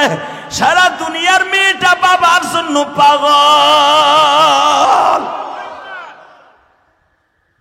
শোন দাহিয়া দেখ মাইয়েরা বাপের কত পাগল। আমি তায়েফ থেকে আসলাম, তায়েফের এক বেঈমান লোহার একটা কোটা দিয়া আমার 2 ঘরের মাঝখানে একটা কোপ দিছিল, এতখানি আমার পিঠের মধ্যে ছিদ্র হয়ে গেছিল। ওই ছিদ্র জায়গাটা আমার ফাতেমা প্রতিদিন গরম পানি করে ড্রেসিং করত। যখনই আমার ফাতেমা এইভাবে নেকড়া দিয়ে ডলা দিত আমি নবী লাভ দিয়ে উঠতাম, ফাতেমা হাসতে ডলা দে মা অনেক কষ্ট পাই। দাহিয়ারে দেখ মেয়েরা বাবার কত পাগল। যখনই আমি বলতাম ব্যথা লাগে, আমার ফাতেমা আর কোনোদিন নেকড়া দিয়ে ডলা দেয় নাই, আর জিব্বা দিয়ে পরিষ্কার করতো আর বলতো আব্বু এখন কি ব্যথা লাগে। আমি যখন ফাতেমারে জিজ্ঞেস করতাম ফাতেমারে মা তুই যে আমার ওই গর্তের মধ্যে ওই ক্ষত জায়গাগুলা জিব্বা দিয়ে পরিষ্কার করস, তোর কি একটু ঘৃণা লাগে না রে মা? ফাতেমা বলতো বাবা গো তুমি যদি একবার ফাতেমারে পরীক্ষা করার জন্য বলতা, ফাতেমা তোর কলিজাটা কাইটা বাবারে ভুনা করে দে, আমি আমার কলিজাটা প্লেটে করে তোমার জন্য ভুনা করে দিতাম, বিনা করে দিতাম বাবা। তখন আমার নবী বলছিল ফাতেমা রে আমি বিশ্ব নবী বলিয়া গেলাম হুমা জান্নাতুকা ওয়া নারুকা, দুনিয়ার সব মা বাবা তার সন্তানের জন্য জান্নাত। তোর মতো যদি বাবা মারে ভালোবাসতে পারে, আমি বিশ্ব নবী বললাম মেয়ে হইলে তোর গাড়িতে, পুরুষ হইলে আমি নবীর গাড়িতে। আল্লাহু আকবার জোরে বলতে পারলেন না? মেয়ে হইলে তোর গাড়িতে, পুরুষ হইলে নবীর গাড়িতে। জান্নাতে যাওয়ার নিয়ত আছে না নাই? কার কার আছে দেখে আল্লাহকে হাত দুটো উঠান। আল্লাহ তুমি চাইয়া দেখো ময়দানে হাজার হাজার মা বাবার পাগল কান্তাছে, কার জানু মা ঘুমিয়ে আছে কবরস্থানে, গভীর রাতে আমিন বলেন জোরে জোরে। আল্লাহ তুমি মাফ করে দাও কবরবাসী রে, তুমি মাফ না করলে মাফকে বলো করিবে। বলেন আল্লাহুম্মা আমিন। কষ্ট হইতেছে? হ্যাঁ তাকান এদিকে। নবী আমার মেয়েরা জানতো না আমি একটু পর ওরা জিন্দা দাফন করবো, হঠাৎ করে আমার মেয়ে আমার দুলাবালু সরায়, আমি এইভাবে কোলের মধ্যে নিয়ে একটা লাথি দিলাম। নবী বলে, কি করলি? লাথি দিলি? এরপরে শুধু লাথি দিলাম না হুজুর, এখন একটা চিৎকার মারো। হ্যাঁ হুজুর, আমার মেয়ের লাথি দিয়ে ও উঠতে চায়, কোদাল দিয়ে দিলাম একটা বাড়ি। যেরকম আপনি আহ করে উঠছেন না, আমার নবীও তো বাবা, আমার নবীও তো মেয়ের বাবা, আপনিও তো বাবা। আমার নবী আরে কি করছিস হুজুর? শুনবেন না? না আমি আর শুনবো না। আল্লাহু আকবার বলো, আল্লাহু আকবার। আমি আর শুনবো না, আর শুনবো না, আর শুনবো না। কেন? আপনারা বলছেন কুলিয়া ইবাদিয়াল্লাযিনা আসরাফু আলা আনফুসিহিম লা তাকনাতু মির রাহমাতিল্লাহ, যত গুনাহ করবি সব মাফ। কই আমি না কইছি আমারটা মাফ হইব না? আপনি তো বিশ্বাস করলেন না। তো শোনেন, আরো মারাত্মক শোনেন। কি? আর শুনতে চাই না। তুই বাড়ি দিছ আর কি? ফিলকে দিয়ে রক্তগুলা বের হচ্ছে। তারপরে এরপরে আমার মেয়েটাকে দেখে দেখে, আব্বা আমার মাইরো না।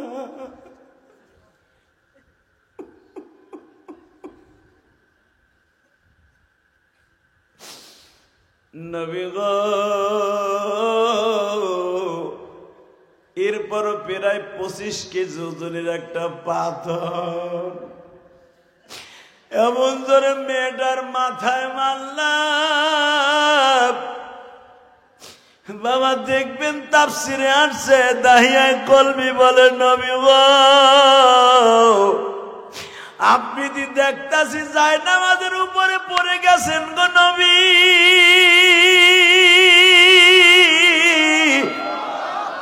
দাহিয়া তোর কথা স্টপ কর, আমি আর শুনতে চাই না। নবী গো, নবী আমার জিজ্ঞেস করে, তুই কি তোর মেয়েটারে মাইরা তারপরে আস্তে আসতে পারছিলি? নবী এই জন্যই তো বলি আমার জীবনে গুনাহ মাফ হইব না। বাজান এখন অজরে কাঁদবা, মালিক যদি ওই গুনাহ মাফ করে দিতে পারে, তোমার আমার গুনাহ মাফ করে দিব। আমার নবী বলে, দাগিয়া রে তোর মেয়েটা কি তোর সামনে দাবায়া দাবায়া মারা গেল? ও নবী, যখন পাথরটা মারলাম এই মাথার সারাটা ফাইটা গিলুগুলা বের হয়ে গেল।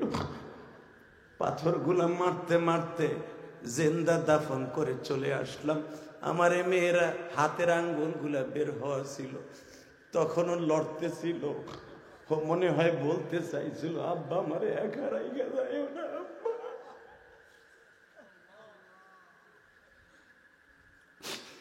এই ডাইন হাতের আঙ্গুল দিয়ে আমারে ডাকতেছিল মনে হয়। সর্বশেষ আঙ্গুলের উপরে যখন এক কোদাল মাটি মারব গো, তখনও মাটিটা নাচে।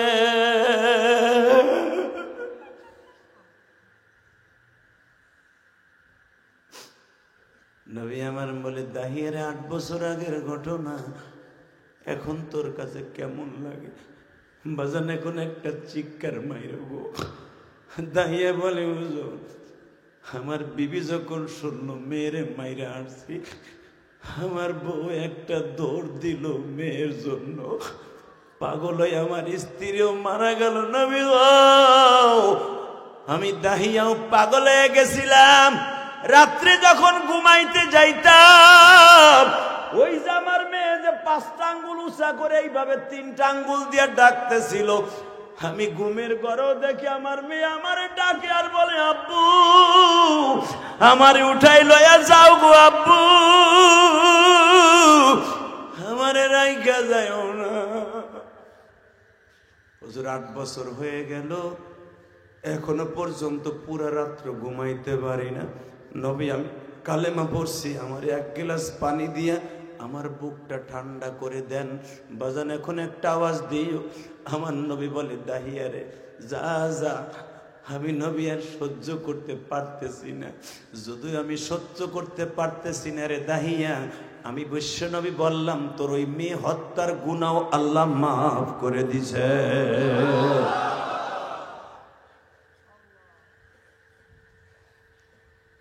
বাবা আপনি কি জানেন এই দাহিয়া কলবির সূরাত ধারণ করে জিবরাইল 40 বার নবীর কাছে আসছে। এই দাহিয়ার এত চেহারা ছিল, আল্লাহু আকবার বলতে পারলা না? কষ্ট হইতেছে?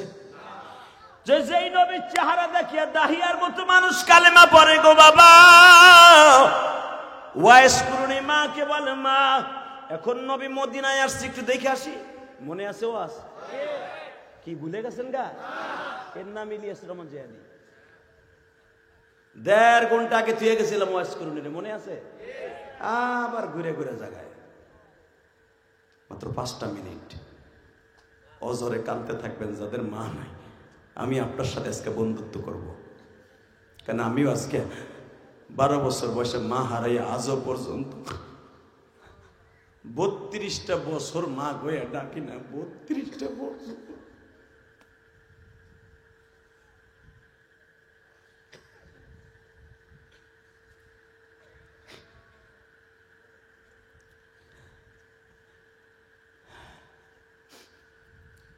মা নবী মদিনায় সেটা যাই মা?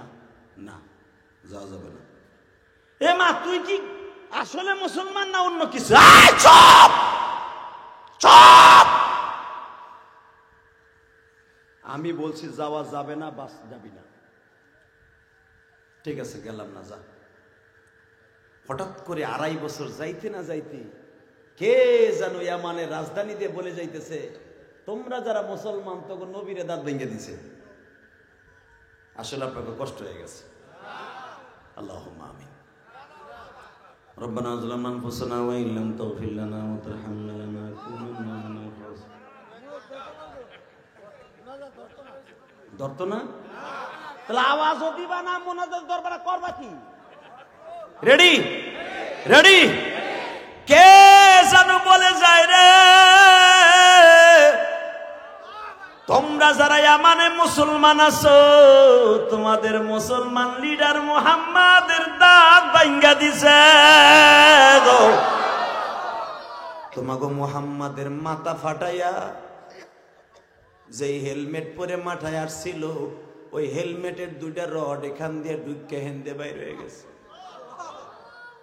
কেউ কেউ বলে সে আইসিইউর মধ্যে মারা গেছে, কেউ কেউ বলে এখনো বেহুশ হয়ে পড়ে রয়েছে। ওয়াইস করুনি মার সামনে যে বলে মা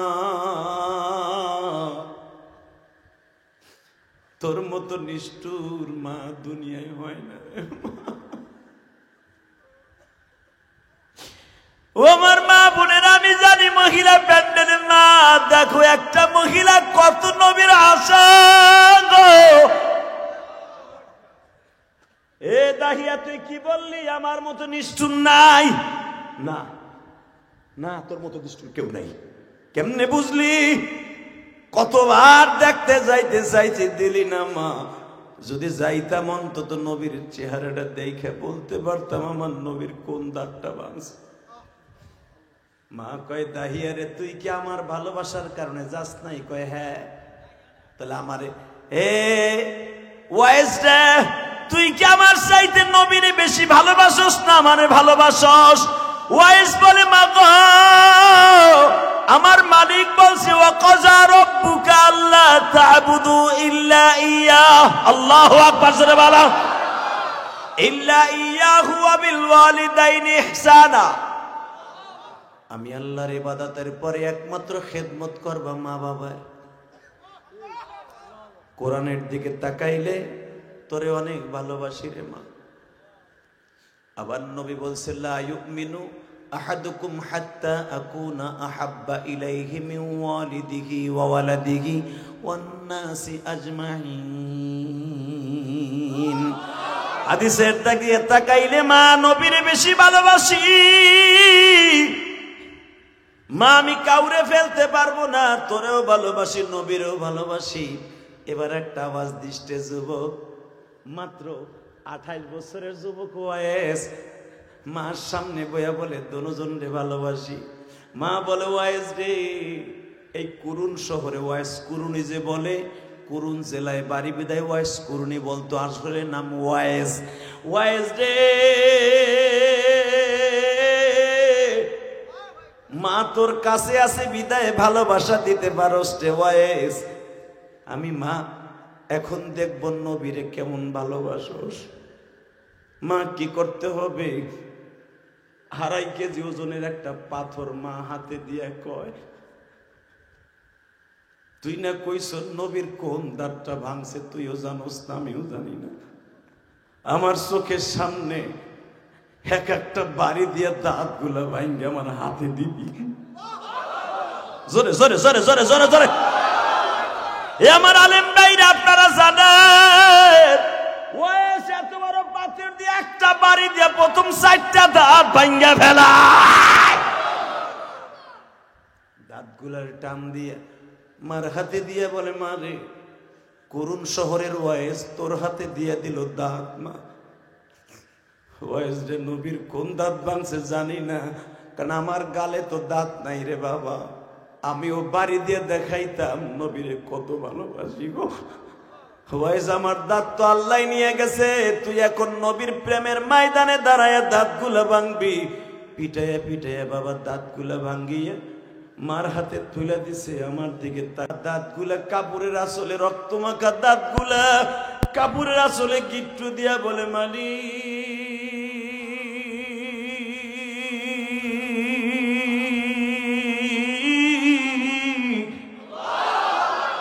আমার ওয়াইজের দাঁতগুলা কি একদিন কাজে লাগবো নি?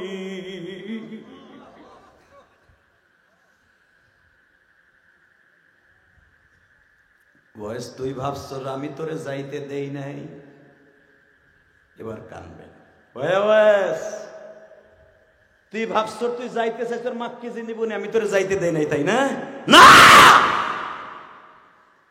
মদিনায় আসছে তুই যাইতে চাইছ গাঠটি বাইন্দা, যাইতে দেই নাই, আমি যাইতে দেই নাই, তাই না? না, যখনই তুই গাঠটিটা বাইন্দা আমার সামনে বলতি মা আমি যাই, তার আগের দিন রাত্রে আমার নবী স্বপ্নে আমার সামনে দাঁড়াইতো। জোরে জোরে জোরে জোরে জোরে জোরে। ওয়াইজের মা আমার এই বডিগার্ড হিসেবে দেখার লাগে হাজার হাজার সাহাবী আছে, আর তুমি মায়ের দেখার লাগে ওয়াইজ ছাড়া ওই পাহাড়ে কেউ নেই।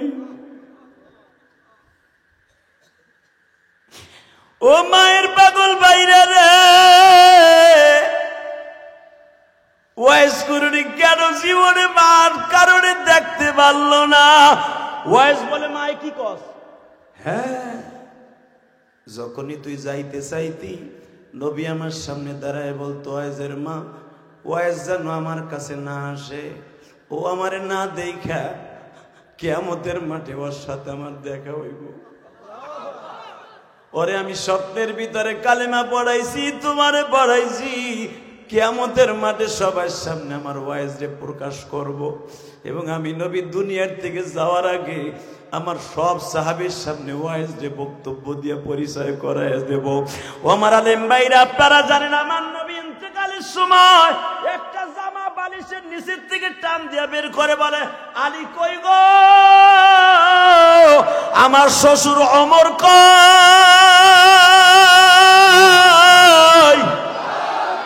আমার 4 জনের মধ্যে তোমাকে 2 জনের বয়স কম, তোমরা পারবা আমার এই ভালোবাসার নিদর্শন গোলাপ ফুলটা ওয়াইজ কুরুনির কাছে পৌঁছায় দিতে? নবী জামাটা, হ্যাঁ আমার ওয়াইজরে দিবা। বাজান রে, হজের মৌসুমে হযরত আলী আর হযরত ওমর গিয়েছিলেন বাবা আরাফার মাঠে। জিজ্ঞেস করে, ভাইজান তোমাদের মাঝে কে আছে কুরুন শহর থেকে ইয়ামান থেকে হজ করতে আসছে? 4500 হাজির মধ্যে বাবা 23 জন হাজি দাঁড়াইছে। আল্লাহু আকবার, জোরে বলো। 23 জন দাঁড়াইছে আরাফার মাঠে। ওমর খুতবা দিয়া বলতেছে, কুরুন শহরের কয়জন আছো? 23 জন দাঁড়াইছে। এর ভিতরে ওয়াইজ কুরুনি আছে, কে তো পাগল, আপনার পিছনে নামাজ পড়তে আহে নাই, হজের নামাজ, সে হয়তো কোনো গাছ গাছলার মধ্যে বই বই কাঁদতেছে। আল্লাহু আকবার বলেন না? ওমর বলে, তুই পাগল, তোর বাপ পাগল, তোর 14 গোষ্ঠী পাগল, তুই আইজরে চিনোস কই আগে তাই কহ। হযরত আলী বলে, এইভাবে পাগলামি করলে চলবে না, চলেন আমরা মনে হয় সে ফরজ তওব করার জন্য কাবায় গেছে। একটু আগে জিজ্ঞেস করে, ওয়াইজ নামে কেউ আছে? একজন দাঁড়ায় বলে, একটু আগে ছিল। সে জোরে জোরে চিল্লাই চিল্লাই বলে গেছে, এই জায়গায় ঠোঁট লাগায় বলে আমার নবী চুমা দিছে, তাই তোরে কালো পাথরটা চুমা দিয়ে গেলাম। তুই কি আমাদের মাঠে কোষ আমার নবী ঠোঁট লাগাইছে বিধে আমি ঠোঁট লাগাই গেলাম। হে ভাইজান, কোন হাজি যখন ঠোঁট লাগায় এই নিয়ত যদি করে যে আমার নবী সুবহান দিছে তাই দিলাম, নবীর সুবহান জায়গায় যেন আমার সুবহানটা পড়ে, ওই হাজি কোনোদিন জাহান্নামে যাবে না, জাহান্নামে যাবে না, জাহান্নামে যাবে না।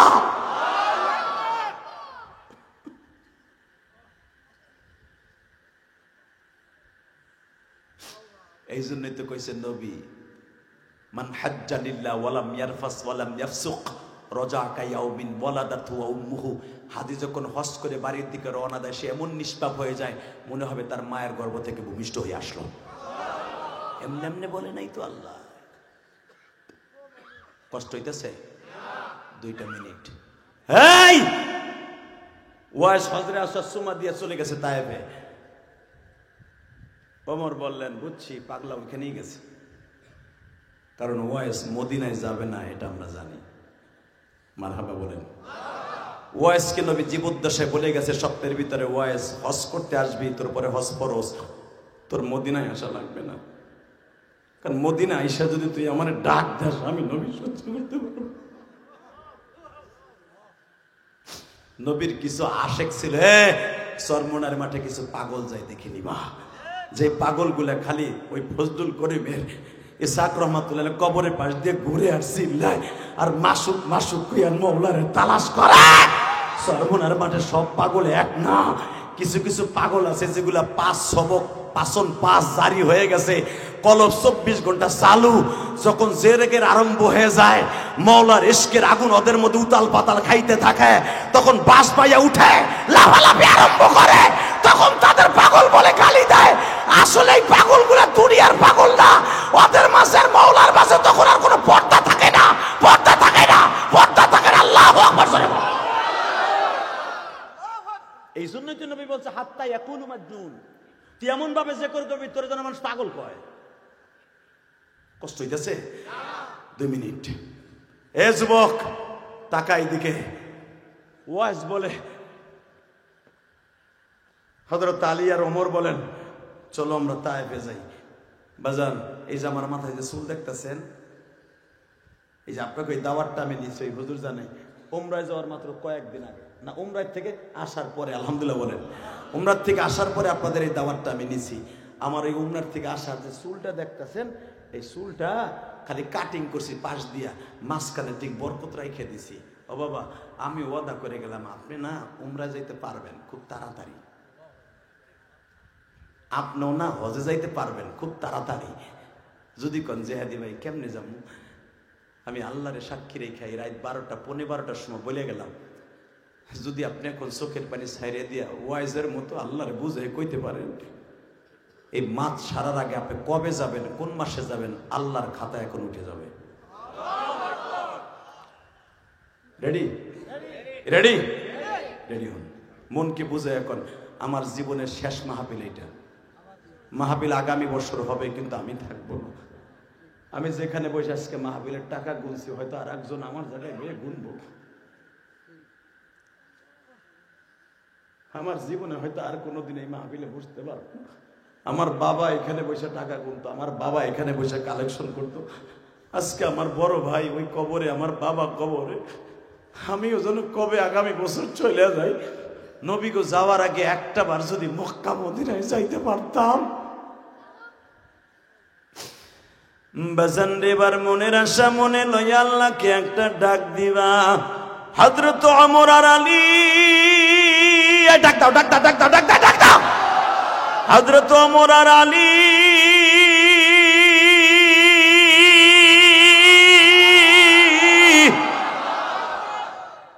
বাজান, আমি গত মাসের 27 তারিখ আসলাম। বাজান, আমি যখন এই বছর তায়েফের মাঠে গেছিলাম, যেখানে ওয়াইজ বসে বসে কাঁদছিল, ওই পাহাড়ের কাছে মাথাটা দিয়ে বলে, নবী গো, তায়েফের 165 জন ছেলে আপনারে মারলো। মনে হয় মারতে মারতে এই জায়গাটাই বেহুশ করে ফেলে রেখে দিয়েছিল। আমি ওয়াইজ আজকে আসছি, আপনি নাই গো নবী। এই তায়েফ জেলা শেষ হইলে ইয়ামানের বর্ডার। ও নবী, এই বর্ডারের সাথে ইয়ামানের বর্ডার লাগানো। আমি যদি তখন তায়েফে আসতাম গো, অন্তত তায়েফের ছেলেদের পা দুটা জড়াই ধরে বলতাম, মাই রোনা মাই রোনা তোমরা নবীকে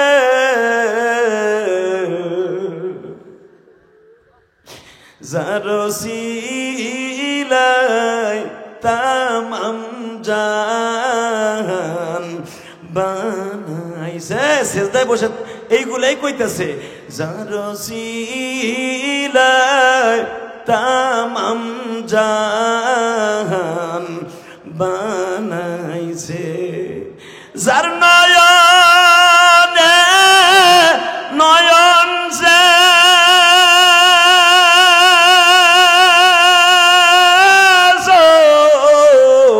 রাখিছে,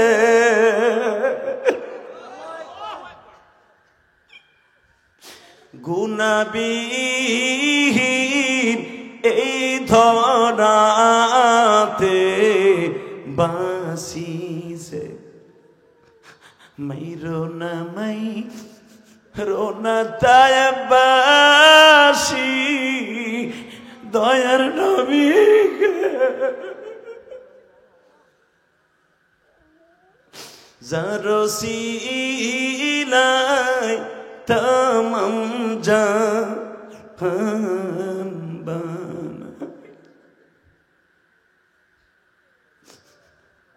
বাজান। এখন চোখের পানিতে আমি বলছিলাম না উমরার ওয়াজে যাইতে পারবো। মালিক রে বুঝায়া বলো, মালিক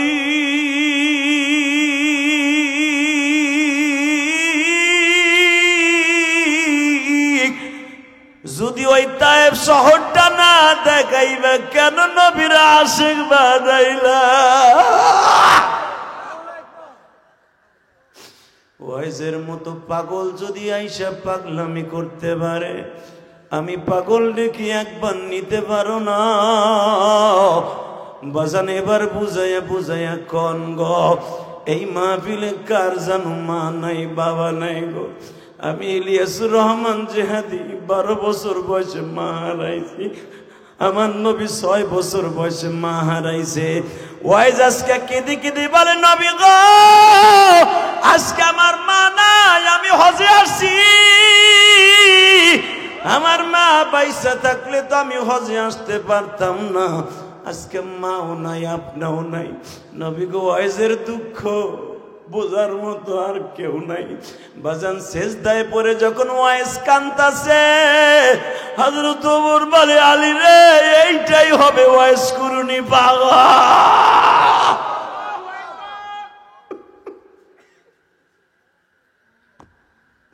সেজদা থেকে মাথা উঠানোর পরে অবাজান জামাটা যখন সামনে নিছে, ওয়াইজ বলে, তোমার নাম কি? ওমর। আসলে আপনাদের কষ্ট হয়ে গেছে, তা না হলে এই কথাটা শোনার পরে এত জোরে আল্লাহু আকবার বলতেন, জীবনে কোনোদিন ওয়াজে ভাই আল্লাহু আকবার বলেন নাই। আমি আবার বলছি, কেমন আসে কেইটা জীবনে ওমরের সাথে দেয়া হয় নাই। ঘাটটা বাম দিকে ঘুরে বলে, তোমার নাম না ওমর? তোমার নাম না হাসানের আব্বা নবীর জামাই আলী? কথা কইতেছো মুক্তার দানার মতো দাঁতগুলো জল জল করতেছে, দাঁতে দিয়ে একটা স্পোর্টও নাই তোমার। ওমর বলে, এই জামাটা আমার নবীর হাদিয়া, আপনি আমার নাম কেমনে ওমর জানলেন? আরে তোমরা যে জামা নিয়ে আইবা, আমার মাসুক আমার সবটাই বলে দিছে, আমার বাসুক আমার সবটাই বলে দিছে। আমি তার আশেক, আমার মাসুক কইব না? কিন্তু আমার দুঃখের বিষয়ে আলী, তোমার গাল ভরা দাঁত, আলী তোমার সামনেই বলে নবীর দাঁত ভাঙছে, তুমি কি একটা গুঁতা দিয়ে অন্তত একটা দাঁত ভাঙে নবীর দেখাইতে পারো নাই যে তুমি নবীর জামাই? আলী মুখটা চোখটা সাইফা ধরে বসে পড়ে কয়, আমি এই জন্যই তো বুঝছি জামাটা তার নাতিরে না দিয়া তার মেয়ে ফাতেমারে কাফন হিসাবে না দিয়া কেন আপনারে দিয়ে গেছে? গালটারে ফাঁক করে বলতেছে, আলী দেখো এই দাঁতগুলো পিডে পিডে ভাঙছে। কিন্তু হযরত ওমর লাভ দিয়ে দাঁড়ায় বলে, আচ্ছা আপনি এত আশা করে নবীর লোকে দেখা করতে যান নাই কেন? এখানেই তো ফ্যাক্টরে ওমর। ওমর তোর মা আছে? না, আমার মা আজকে নাই, ওই বুড়া মহিলার লেগে যাইতে পারি না। কিন্তু ওই বুড়া মহিলার দোষ না রে, এটা আমার নবীর দোষ না রে। হয়তো দুনিয়া আমার লগে তার দেখা হইব না, আমার মাসুকের সাথে কিয়ামতের মাঠে দেখা হবে, কিয়ামতের মাঠে দেখা হবে, কিয়ামতের মাঠে দেখা হবে। এই হাদিসের দ্বারা বোঝা যায় আমরা নবীরে দেখি নাই, কিয়ামতের মাঠে দেখবো। এই ওয়াইস কুরুনির সাথে মিছিল করতে করতে বিশ্বনবী সাক্ষাতে যাব, আমার এই নবীরে যদি কেউ গালি দেয়, আরে বাংলাদেশের জায়গায় পুঁতে ফেলাবো, জায়গায় পুঁতে ফেলাবো, জায়গায় পুঁতে ফেলাবো। কে কে রাজি আছো? আল্লাহকে তো হাত দেখায় না।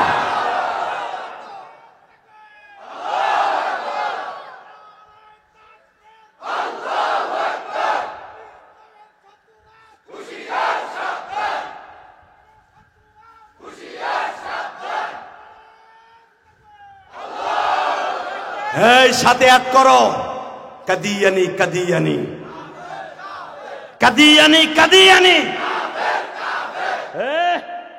আহমদ শফি আল্লাহর কুতুব জিন্দা ওলি মরার আগে বলে গেছিল, শেখ হাসিনা রে অন্তত মরার আগে আমার কানে একটু কন কাদিয়ানিরা কাফের। শুনে যেতে পারে নাই। আমরা বর্তমান সরকার যিনি আছেন ওনার কাছে দুইটা পায়ে হাত দিয়ে বলবো, অন্তত আপনি আমাদেরকে একটু কানে শোনান, অন্তত সোনার গায়ের মুসলমান শুনুক, নারায়ণগঞ্জের মুসলমান শুনুক, গোপালগঞ্জের মুসলমান শুনুক, মানিকগঞ্জের মুসলমান শুনুক, কিশোরগঞ্জের মুসলমান শুনুক, যত গঞ্জ আছে পুর আছে সবাই শুনুক যে বাংলাদেশের কাদিয়ানিরা কাফের। চান না? চান? আপনি জানেন কাদিয়ানি কে বই পড়ছেন? আমার নবীর চরিত্রের ডাইরেক্ট কথা বলে, নবী মোহাম্মদ ছিল লুচ্চা। জানেন ওরা কি বলে? কয় গোলাম মোহাম্মদ কাদিয়ানি হলো ফেরেশ নবী, যেই বদমাইশ মরছে বাথরুমের মধ্যে আত্মহত্যা কইরা, যার গলিত পচা লাশ 21 দিন পরে পাওয়া গেছে ম্যান হলের মধ্যে, বাথরুমের মধ্যে। সেই বদমাইশ নবী হয় কেমনে? জীবন যা যাকার থাক, কাদিয়ানি গো মুসলমান ঘোষণা করতে হবে। রাজি আছেন না নাই? পরবর্তীতে অন্তর্বর্তী সরকার যাওয়ার পরে, সরকার তো একদিন আসবে, যেই আসুক তাদের কাছে আমাদের জোরালো বক্তব্য আওয়ামী লীগ তো করে নাই, যেই আসবেন অন্তত আপনাদের আমাদের প্রাণের দাবি কাদিয়ানি গো কাফের দেখে মরতে চাই। রাজি আছেন না নাই? উলামায়ে কেরাম কে কে রাজি আছে? গভীর রাতে একটা দরখাস্ত আল্লাহর কাছে দাও।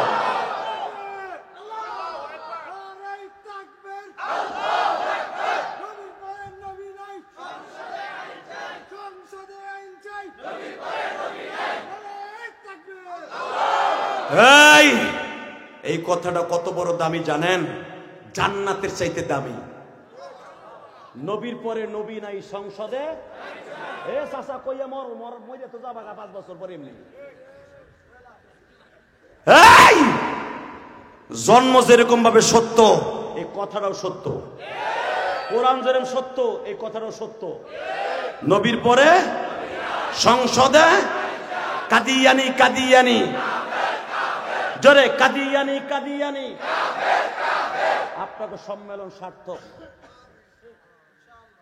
বলছেন না? নবীর পরে নবী নাই, সংসদ আইন চাই, আপনাকে সম্মেলন সার্থক। ওই যে কবরওয়ালারা শুনতাছে, ওরা জানে নবী কি, আপনার আমি বুঝবো না। আপনার আমি তেহন পাইছে রয়েছে, আওয়ামী লীগ আমার কাছে বড়, বিএনপি আমার কাছে বড়, জামাত আমার কাছে বড়, ইসলামী আন্দোলন আমার কাছে বড়, আমার পীর বড়, আমার নেতা বড়, কিন্তু বিশ্ব নেতা যিনি তার কথা মনে নাই। কবরওয়ালারে জিজ্ঞেস করো ওদের কাছে নবী আবার কত দাবি। কথা কাউটা কেন? কবরে যাইবার পরে জিজ্ঞেস করবে, মার রব্বুক ওয়া মান দীনুক ওয়া মান নাবিয়ুক বুইসা ফীকুম মান হাদার রাজুল। খালি ঘুমাইবা না হয় না, তখনই জিগাইব, বল তোর রবকে, বল তোর দিন কি। বুইসা ফীকুম মান হাদার রাজুল, কল এই লোকটারে চিনুস কিনা। এই যে আজকে বলছেন না নবীর পরে নবী নাই সংসদে কাদিয়ানি কাদিয়ানি, আপনার মুখ দিয়ে বলতে হবে না বুইসা ফীকুম মান হাদার রাজুল, এই লোকটাকে আপনার বলতে হবে না, অনাসি মুক্তে বের হয়ে যাবে এ তোমার পেনানের নবী। কালকে না মিছিল দিয়ে আইছি, কালকে না বলে আইছি, আমি আল্লাহর কসম করে বলে গেলাম আজকের মাহফিলের সর্বশেষ বক্তব্য এটাই।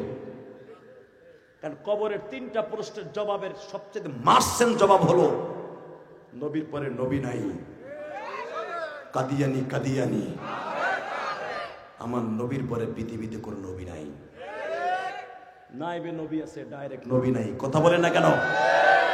অতএব একটা কথা বলতে চাই, কবরে যাওয়া লাগবে কি লাগবে না? আমার জনম দুঃখিনী মা আমার ইন্তেকালের 3 মাস আগে আমার জীবনের শেষ বিদায়ের আগে বলে গেছিল, ইলিয়াস যদি কোনোদিন টাকার মালিক হস একটা মসজিদ বানাইস। কেরানীগঞ্জ ওই হুজুর দেখে আসছে, জিজ্ঞেস করেন ও তো মাহারা আমিও মাহারা, আমি আমার মায়ের জন্য আল্লাহকে সন্তুষ্ট করতে যাই আমি 4 কোটি টাকা খরচ করে একটা মসজিদ বানাইছি। যে মসজিদ আমি জুমার নামাজ পড়াই, ইউটিউবে দেখবেন আমার জুমার বয়ানগুলো, আমার মসজিদটা কি সুন্দর করছি, আমার বাড়ির চাইতে সুন্দর করছি, মন মতো করছি। কারণ আমি তো কাউকে বলি নাই আমার 10টা টাকা দেন, হ্যাঁ কেউ যদি দিছে আমি নিছি, আলহামদুলিল্লাহ বলেন। প্রতিদিন আমার ভাইরা এই যে এখানে বসার সাথে সাথে দেখছেন না এক চাচা, কোন চাচা 500 টাকা দিলেন আমার মসজিদে, আর একজন একটা মেয়ে নিয়ে এসে আমার হাতের মধ্যে বলে এর মা আপনার মসজিদে 100 টাকা দিছে। এই টাকাটা আমার কাছে 50,000 কোটি টাকা। আমি কোনো এমপি মন্ত্রীর কাছ থেকে 1টা টাকা নিয়ে বিগত সরকারের আমলে আমি মসজিদ করি নাই।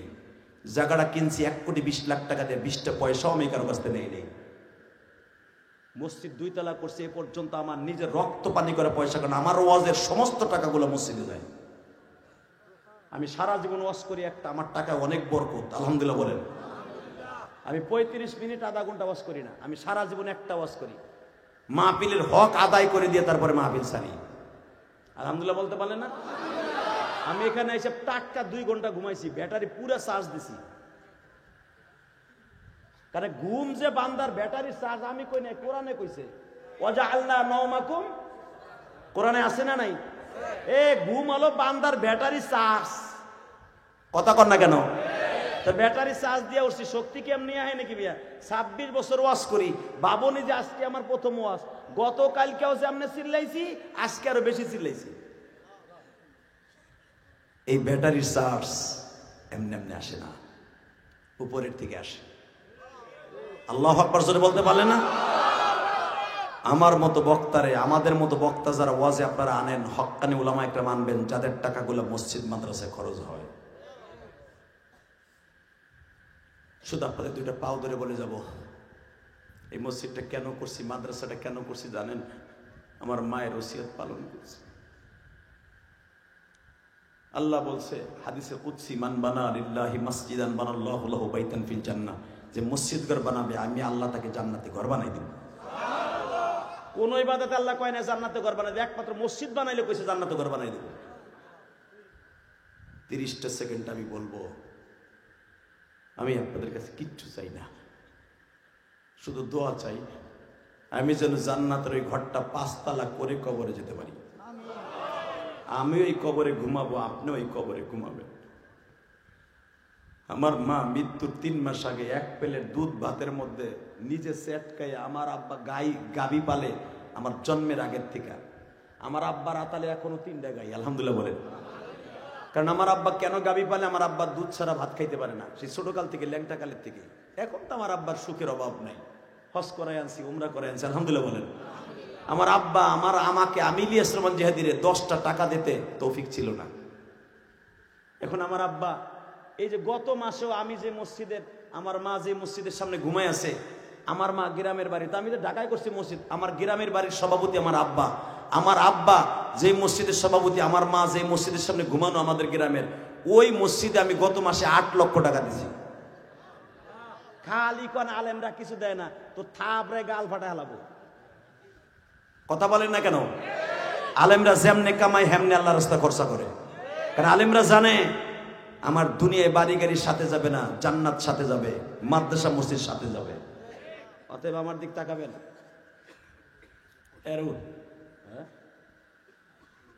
বহেন আলহামদুলিল্লাহ বলেন। আল্লাহ জোরে কোন আল্লাহুম্মা আমিন। আল্লাহু আকবার জোরে কোন তো। মোনাজাত না করে এখান থেকে কেউ উঠবেন না। কে কে রাজি আছেন? আল্লাহ দেহ তো কে হাত নিচে রাখছে, ও যেন হাত ঠিক করে বাইতে যেতে না পারে। কারণ তোমার আলেম ওয়াদা নিতেছে, এখানে তো কোনো এমপি মন্ত্রী নেয় নাই। আল্লাহ যারা হাত দুটা তুলছে একসাথে আমাকে জান্নাত নসিব করে দিও। আল্লাহ আমার এই কলিজার বন্ধুদেরকে তুমি একসাথে আমার পরিচয় করাই দিও। এই 2 দিনের যত বক্তা শ্রোতা আছে সবাইকে আমাদের একসাথে মাফ করে দিও। তুমি মাফ করে দিলে কেউ জিগাইব না। আল্লাহ তোমার সংসদে কেউ জিজ্ঞেস করার মতো কেউ নাই। শেখ হাসিনা 15 বছর কি করে গেছে, তত্ত্বাবধায়কের কাছে হিসাব দিতে হবে। তুমি যা করবা কিছু দিতে হইব না। কথা ঠিক না বেঠিক? না মানা। এবার আমার দিক তাকান। এই জমিনের মালিক কে? আমি যদি পারি আমার মায়ের জন্য, বাবার জন্য কলিজা দিয়ে ভালোবাসা দিতে, তুমি পারবা না? পারবা? পারবা ইনশাল্লাহ বলেন তো। আল্লাহু আকবার জোরে বলো তো। আমি তোমার বন্ধু বানাবো। বন্ধু ডাইরেক্ট একটা বন্ধু বানাবো। এমন কোন দোস্ত কি আছো? হুজুর আমার আব্বা হেরে না ঘুমাই রয়েছে। আমার আব্বা কোটি কোটি টাকার সম্পদ রাইখে কবরে গেছে। আমার আব্বা আমাকে প্রতিষ্ঠা করতে যাই ওই নারায়ণগঞ্জের থেকে টিন বইয়া বইয়া এনে বাড়ি করছে। বাবার কবরটা জান্নাতের টুকরা করার জন্য আমার নবী বলছে এটা জান্নাতের টুকরা। এই যে মাহফিলগুলা জান্নাতের টুকরা। আগামী বছর এই জান্নাতের বাগানটা তোমার বাবার কবরটা জান্নাতের টুকরা বানাবার জন্য আমি ইলিয়াস রহমান জিহাদি বললাম, কে দিবা? বাবা মায়ের কবরটা জান্নাতের টুকরা করতে যত কষ্টই হোক, যত কষ্টই হোক, তুমি তোমার বাবার জন্য এই প্যান্ডেলটা দিবা। এমন কে আছো 1 মিনিটে লাভ দিয়ে যদি দাঁড়াইতে পারো, আমি বলে যাব তুমি কোটি কোটি টাকার মালিক হবা। তোমার বাবা মা কবর থেকে শুনবে, নারায় তাকবীর। কি নাম দাদা ভাই চিনেন? আল্লাহ আল্লাহ আমার সুমন ভাইয়ের ভাই মোহাম্মদ হোসেন, তোমার নবীর নামে নাম নাজমুল, পিতা মোহাম্মদ হোসেন।